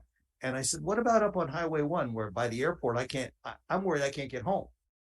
And they said, oh, we tried to clear that out a year ago. We were under contract with Caltrans to clear it out, but we couldn't do the job fully because of the snakes and the frogs. So there's something in our environmental regulation or something in this guy's mind that blocked him from doing a sufficient job of cleaning out. So we really need a report on why. Is it because they're not built big enough, or that they're not maintained? We need a report that tells us why they're not able to maintain the infrastructure we already have. And Caltrans been into our Zoom meetings in the past, and they've pushing projects, but they failed to really kind of give us updates on that. Although I think some of in their projects were culvert, they just didn't give us much of an update. It was more they're pushing for Well, let me bring up another thing. One other thing. We already commented on the multi-asset roadway rehabilitation project, 42 million to cover about 6 miles, right, from North Half Bay into just below Montera. And one of the issues there is the design storm that they use to decide how big to make the culverts. And, I'm coming up with an informal opinion, and I want an engineer to agree on this, that they're not building things for the rains we actually are experiencing. And that's part of the problem. Okay. Yeah, So- I'm not sure if that's actually accurate. It's been my experience that when Caltrans gets down to build something, they build it pretty much overkill, usually. The problem is they just don't maintain things. Well, like you they heard, should. you heard that story, right? I just told you the contractor was assigned to do the maintenance, said they were stopped from That's doing what one they. story. I know, That it's story anecdotal. broadcasts all Right. run. And so, you know, yeah, I mean, so did they just give up? I mean, what the lack of that work caused Highway 1 to be flooded, you know, with 6 inches of water for, I don't know, 8 hours. Yeah, you're right. When all the reports now say do not drive through standing water, and all the safety people Right. people did, and I guess you know, there were for some people. Well, let's move on to some other comments here. I see Burnett, you have had your hand up. Yes, I had sent an email to the council. The list, includes large and small projects. We've had a particular interest in the Quarry Park, and so as the council in reviewing the master plan for Quarry Park identified 3 particular infrastructure projects that are unique to Quarry Park, have been repeatedly and previously identified as problems from the park, and the important that the 3 projects be tracked and recognized as deficiencies because of the park. And we're requesting that these don't get lost in the shuffle when we're talking about the bigger issues. We want to make sure that the stormwater improvements near the park, the street parking and traffic control problems improvements near the park, as well as the wildfire risk reduction improvements to the park are individually listed as infrastructure projects in the CRISP list, so they don't get lost in the shuffle. I think these are important, they're unique, and they are identified as being directly related because of the park, and they should be tracked and recognized as such. So that was the importance of sending that email to the council for inclusion of those 3 items as additional projects on your CRISP list. Thank you. Right, and I apologize, Burnett, you're right. Item 5 on this list kind of bundled several things and didn't break them out, so we can fix that. So that Quarry Park issue. Well, we have the issues in a general statement about El Granada stormwater improvements, but he wants them broken out discreetly, and I agree, he makes sense. Ann Rothman, I apologize in advance for ripping your letter to shreds, so I'll take the blame for anything that is wrong there. You're next. Thank you so much. No worries. The reason I even brought this to your attention, Greg, was because I felt that we should be asking for money and improvements. If you don't ask, you won't get. So even if you're just asking for a small amount for whatever infrastructure you want, I just felt that it was important to ask for something. And as far as North Fair Oaks goes, the reason I brought that up was because I attend a lot of the Board of Supervisors meetings, and nearly every single meeting, there's something going to that area. And as you also explained, we have kind of been left out of any monies Measure K. And 2 out of the 3 designated affordable housing sites, on the coast are in Moss Beach. And Cypress Point is being fast-tracked. I've been also attending Half Moon Bay. They're putting a lot of pressure to get that going. And that is really going to hit our infrastructure hard, particularly with water and sewer. And that has to be addressed as soon as possible, because I fear, as you mentioned earlier, that these things will get built and then the system is just going to be overrun. And the costs are going to hit ratepayers. And it's going to be overwhelming. And so we need to do something now ahead of time. And if you don't ask, believe me, they're not going to give you anything. And so that was the whole reason for the letter in the first place. And I appreciate everything you've done, Greg, because I really think just bringing to the attention all of our needs, I think that is just so important, because the Board of Supervisors, I don't even think they've been aware of the needs of the coast. If it wasn't for what happened in Half Moon Bay, I don't think they ever would have become aware or as concerned. But I think with Ray, we have a real opportunity here to get something done that we just didn't have before. So I feel encouraged by having him represent us. And he is our only representation. We're unincorporated, like other unincorporated areas. And if we don't speak, we will not get any grease on our wheels. So that's my 2 cents. All right, thanks, Ann. And I would say Thank to you. all members of the public, Ann and Burnett, you of course also can write as individuals rather Listen than to the wait. MCC meeting, it's live. Hold on, Len. You can also write directly, as I believe you're starting to do, if you haven't already, to Ray Mueller and the Board of Supervisors about these needs, rather than waiting for the MCC to get around to agreeing and documenting and echoing what you're saying. And in fact, as Burnett points out, we already have kind of documented the issues in El Granada. All right, Kimberly Williams. Thanks, Greg. I guess I have similar concerns to Claire, Gus, and Dan. First of all, I appreciate the letter, and I think the intent is good, but I have, some discomfort with it. So I think Gus made a good point that we need to focus on a few priorities that we're most likely to get more traction on and that are most achievable. I think that Claire made a good point that some of these things are outside of MCC's scope and area, jurisdiction-wise, if that's the word. And you mentioned a deadline of March 14th, which is coming up in a few days. Is that the actual deadline, or is there an extension to that or a different deadline? Did I get that wrong? I was told by community members and attendees at the Montero Water and Sanitary District meeting that was the deadline. I'm sure that's not the last time we can ask for money, but I was told that was the deadline for the board to submit Measure K stuff for the current year. Okay, thanks. Crystalline. Hi, and I apologize if I missed it. In regards to asking for funds, are you asking them to give the MCC those funds? No. Okay, because I feel like, just not based on Kimberly's comments, but the nice gal before her, in regards to the North Fair Oaks.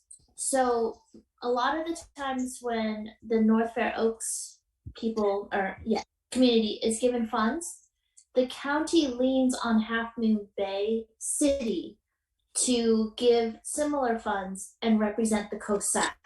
So for example, both North Fair Oaks and the city of Half Moon Bay were given the $2 million for the opportunity centers for entrepreneurship and all that good stuff. But the city is supposed to consider the entirety of the coast side while doing that. And that's the chamber's part in that.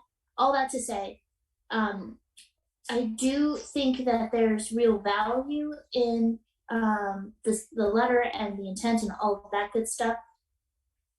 I wonder if there's a path with the help of the county attorney to figure out a way where MCC can help manage these things so that when they come up in the county is thinking the broader, or the different parts of the coast side. And PMAC runs into the same issue. They're given the same stipend that MCC is, and are just not really treated with the same level that city council is. And I don't have a solution to rectify that, but I really think you guys have gotten to a point where you're really shaking and jiving with what your constituents need. But you guys the county needs to give you guys the ability to actually do some of these projects yourselves and facilitate working with a planner or working with the so-and-so. Because I think a lot of this stuff goes by the wayside because it lands on county staff to manage the project. And this is why Half Moon Bay gets a little bit more because they have staff that can handle it for them. So just an observation and just spurred by the whole North Fair Oaks bit. Yeah, Crystal, thank you. And certainly our lack of staff to assist us is noted by the council members here. Claire. Thank you very much, Crystal. And I think you're right on target. And this is one of the things that I want to do with the MCC, which is encourage city-county partnerships on projects that do affect the entire coast, so that we do work as the MCC and as I said before, an equal footing with the Half Moon Bay City Council as part of the county, so that the county can fund a joint project that we all administer and all work on. And we have staff of the county that we can call upon to work on our behalf. And I think with the new office out here, that's going to make it a lot easier too. So that's the model I'm going for, is city-county partnerships, and where the MCC would have a much bigger role than what we've had and more influence. So I think I'm echoing what you're saying, or I'm all for it. Thank you. Well, I don't see any other hands raised, but I would make this request to the community and the council. Contribute your ideas for projects that need to be worked on. And as Burnett has done, ask me to make the list more and more explicit. We're going to have to schedule another time to discuss this. As Gus said, we're going to have to prioritize it. But I think it's now time to do this while Ray Mueller is looking for things for Chris, for us to get in there. So that is my request. And I hope to bring it forward on another agenda topic and maybe at the retreat. So is your Excel spreadsheet going to go with the Well, when we send a letter, yeah. Okay.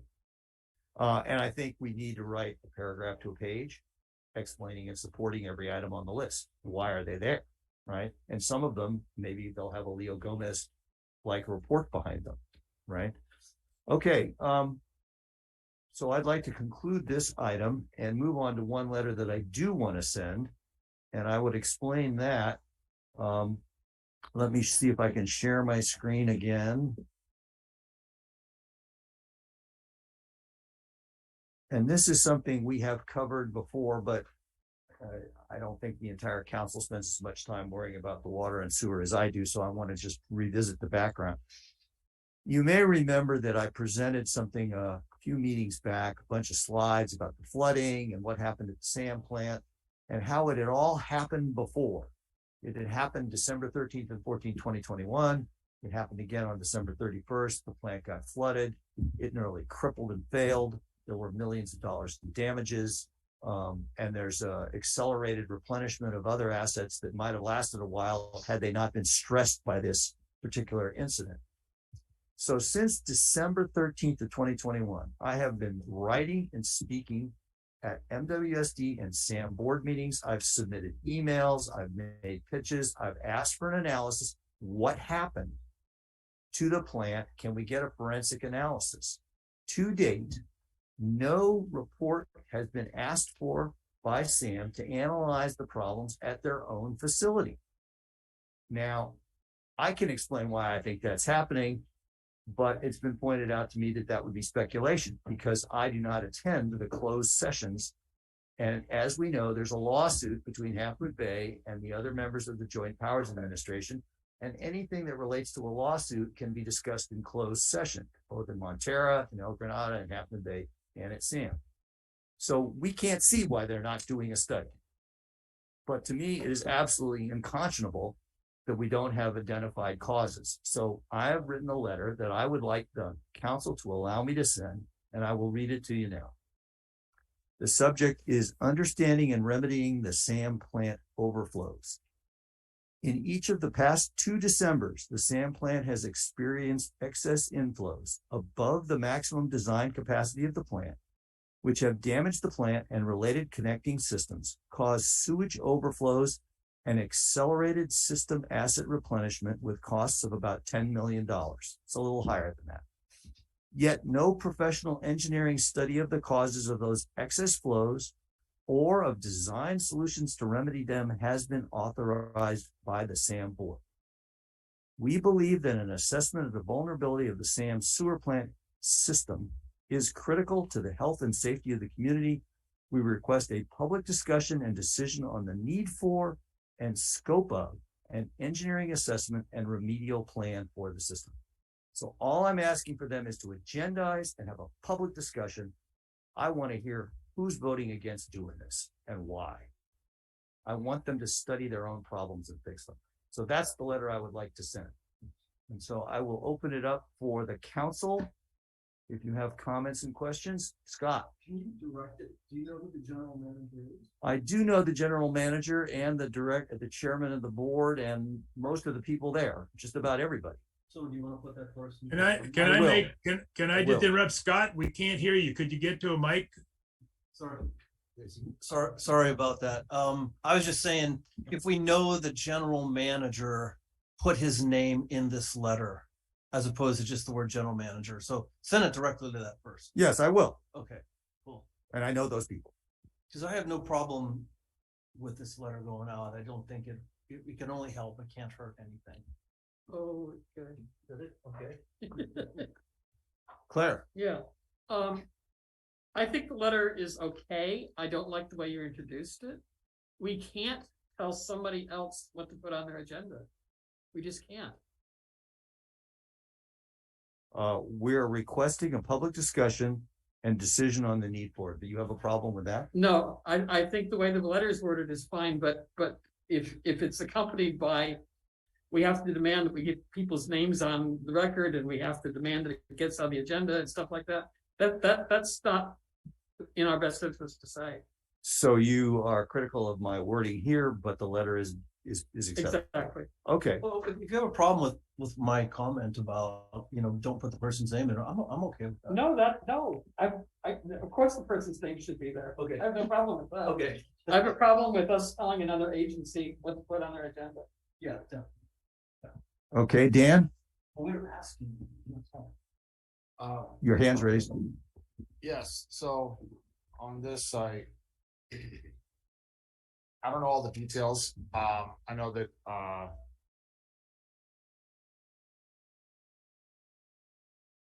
managers, whether it's Sam at the plants, etc. I get that we should be informed as to what are the problems, but sometimes these problems are extremely complicated, and there's many different reasons that they're coming up.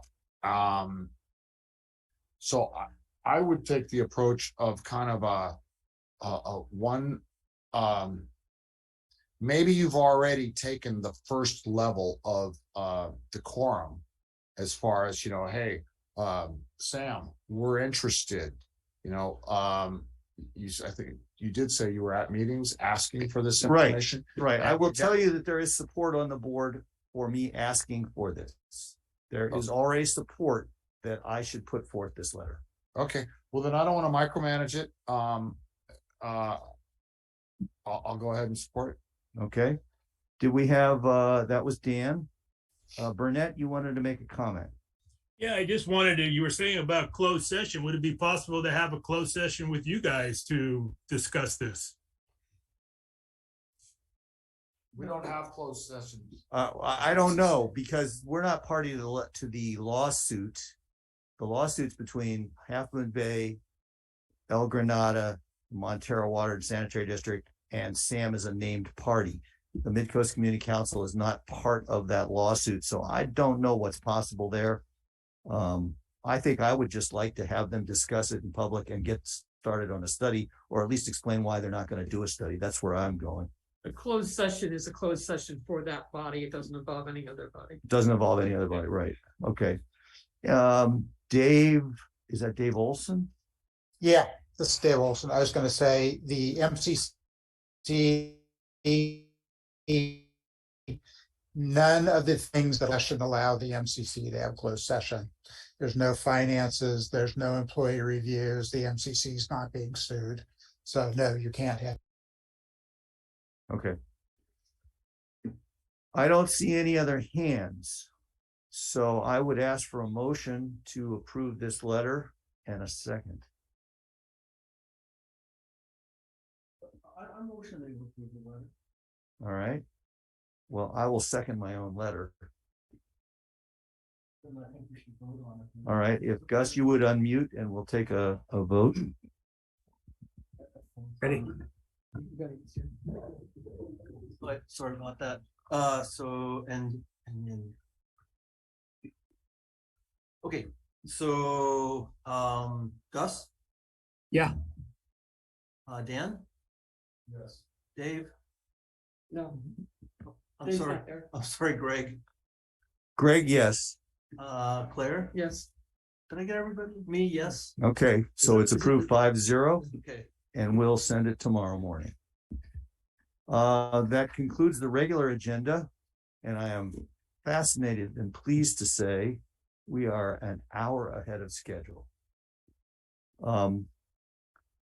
We now have council activity, correspondence, and meetings attended. Do any of the council members wish to describe some of their activities?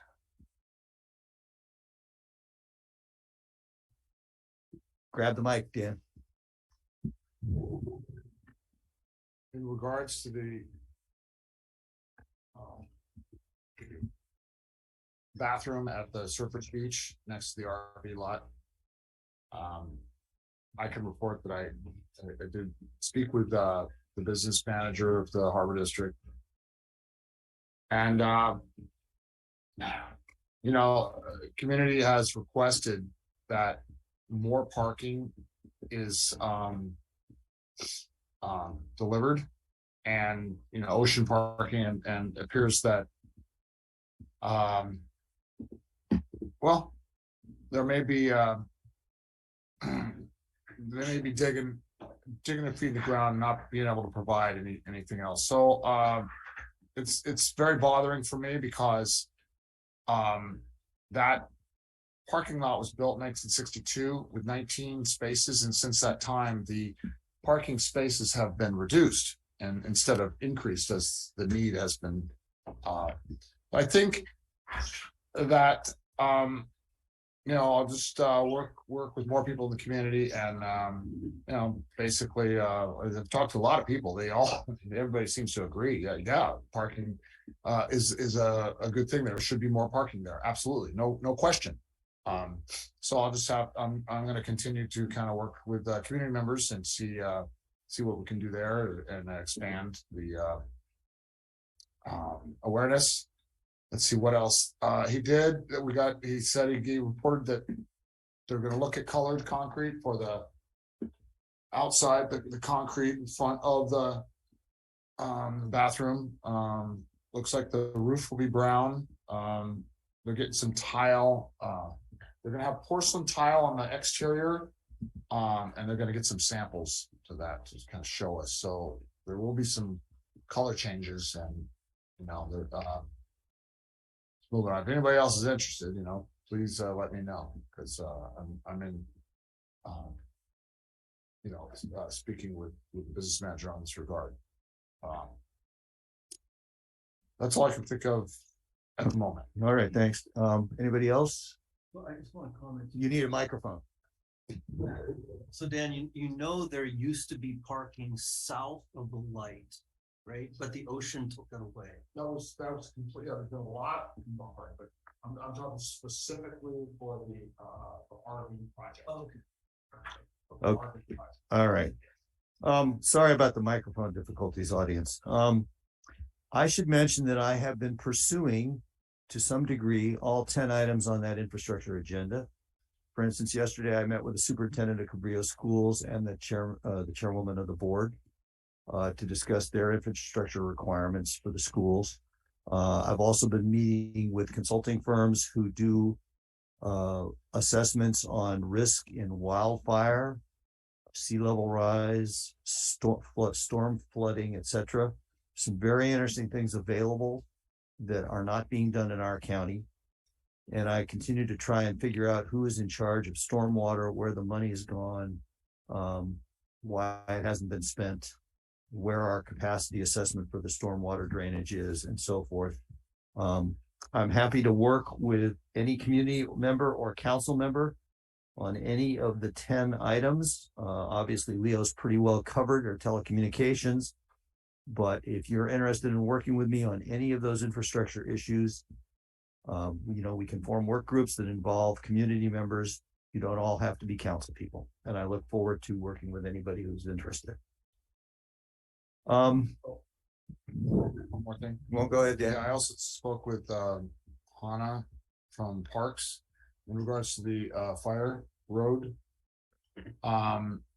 She said that she's going to work towards getting some engineering drawings that I think, so they have actually, we talked about this, and they actually have gone forward to actually design the road in pretty much detail and with engineering drawings and all. I think they're all ready to be shared, and we should have time at a future agenda to kind of agendize, make some comments, and finish up. Got started a letter. Parks is very interested in coming to talk to us. Oh, they will before it's going to be presented. They would have come today, but I thought that we had too full an agenda to allow it. All right. So we will schedule them for an upcoming meeting, and they'll have a lot of things. Can I ask, when did they communicate with you on this? A day or two ago. Wasn't enough time. Okay. The agenda had already been published. Okay. All right. Can we move on to future agendas? I'm open to suggestions. One of my ideas is that we need to have the retreat and get into the assignments, even if we are held up by the Board of Supervisors in approving our nominees for the vacancies. I think we should act as though Chris and Kimberly are approved, and start talking about who's going to volunteer to cover what bases. We have a lot of things that aren't being covered right now because we're kind of in flux and we're down 2 people. Any other thoughts for agenda items coming up? The newsletter should probably be looked at. Newsletter.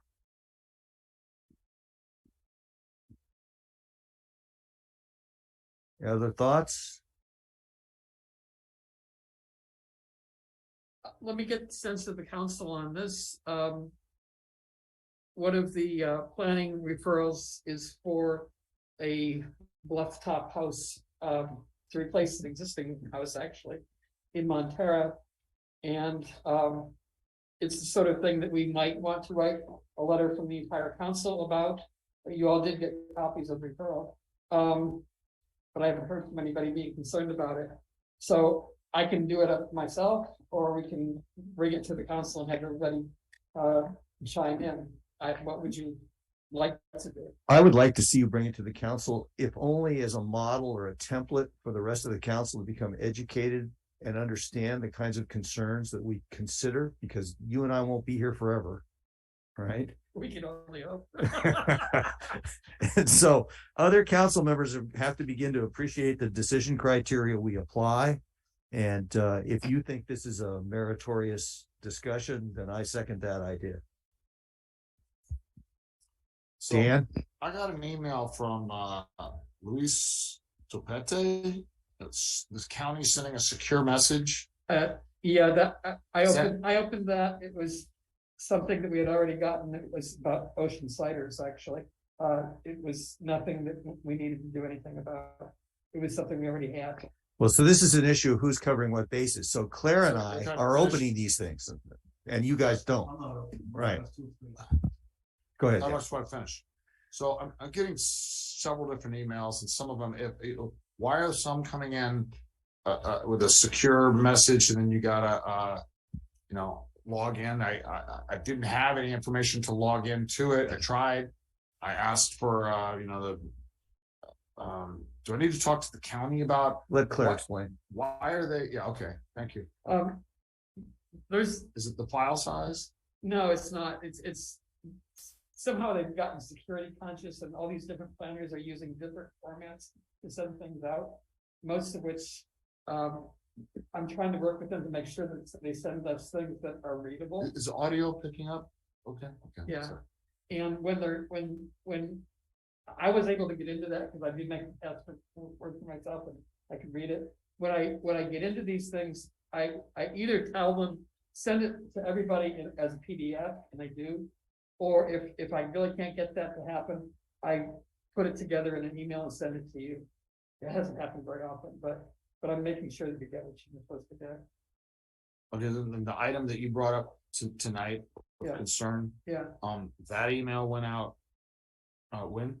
I don't know, it's a couple of weeks A ago. few weeks ago, okay. I can, Maybe- make sure that you have it.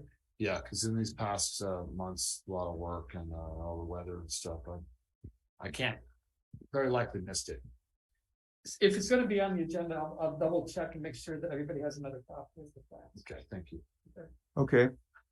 No other suggestions from the council. Obviously, the community is welcome to raise agenda topics also. So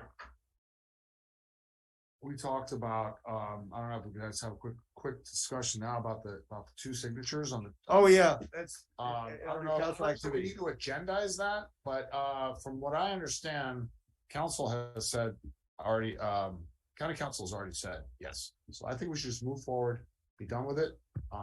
You better explain the issue. We're trying to transfer the bank account and we ran into what? Whether or not to have two signatures on the checks or not. Right. And so I think we should just move forward and just continue to have two checks on the checks. Two signatures. Now, Michelle wrote us saying they haven't had two signatures. They only have one, and she feels as former treasurer, it would hamper our ability to do online bill pay and other things. Did you see that email, Claire? I think she's right. The online bill pay is a really good thing, and I don't think you should jeopardize it. There's probably another way around it, my guess. Well, I'm willing to explore if there's another way around it. And I think. But I don't feel strongly. If Michelle thinks it's a good idea to keep one, I might lean that way, but I'd like to talk to the bank and find out if there's another way around it. Chrislyn, what did you say? You got a comment, Chrislyn? Yeah. In your bylaws, you can set like you only need two signatures if a check is going to be $2,000 or more of a checks and balances. The bank, even if there's two signature lines, the bank will have no problem with it if there's only one signature. It's really an internal policy about the two signatures being required. And if you were, if the check went through with one signature on it, and it was supposed to have two via your bylaws, you could go to the bank and dispute the check. But it won't hamper your check cashing abilities or check writing abilities, and it won't hamper your bill pay. It's more an internal policy. Okay. Interesting comment. Any other thoughts? I don't see any. I have a thought. Does anybody else have a thought? I try not to hurt myself. Well, you want to adjourn? I think it might be time for a motion to adjourn then. I motion we adjourn. Second. Okay, here we go. Gus? Yes. Dan? Yes. Claire? Yes. Greg? Yes. Me? We're done. Okay, well, we're not done, as Scott, you and I both know, until somebody saves the chat.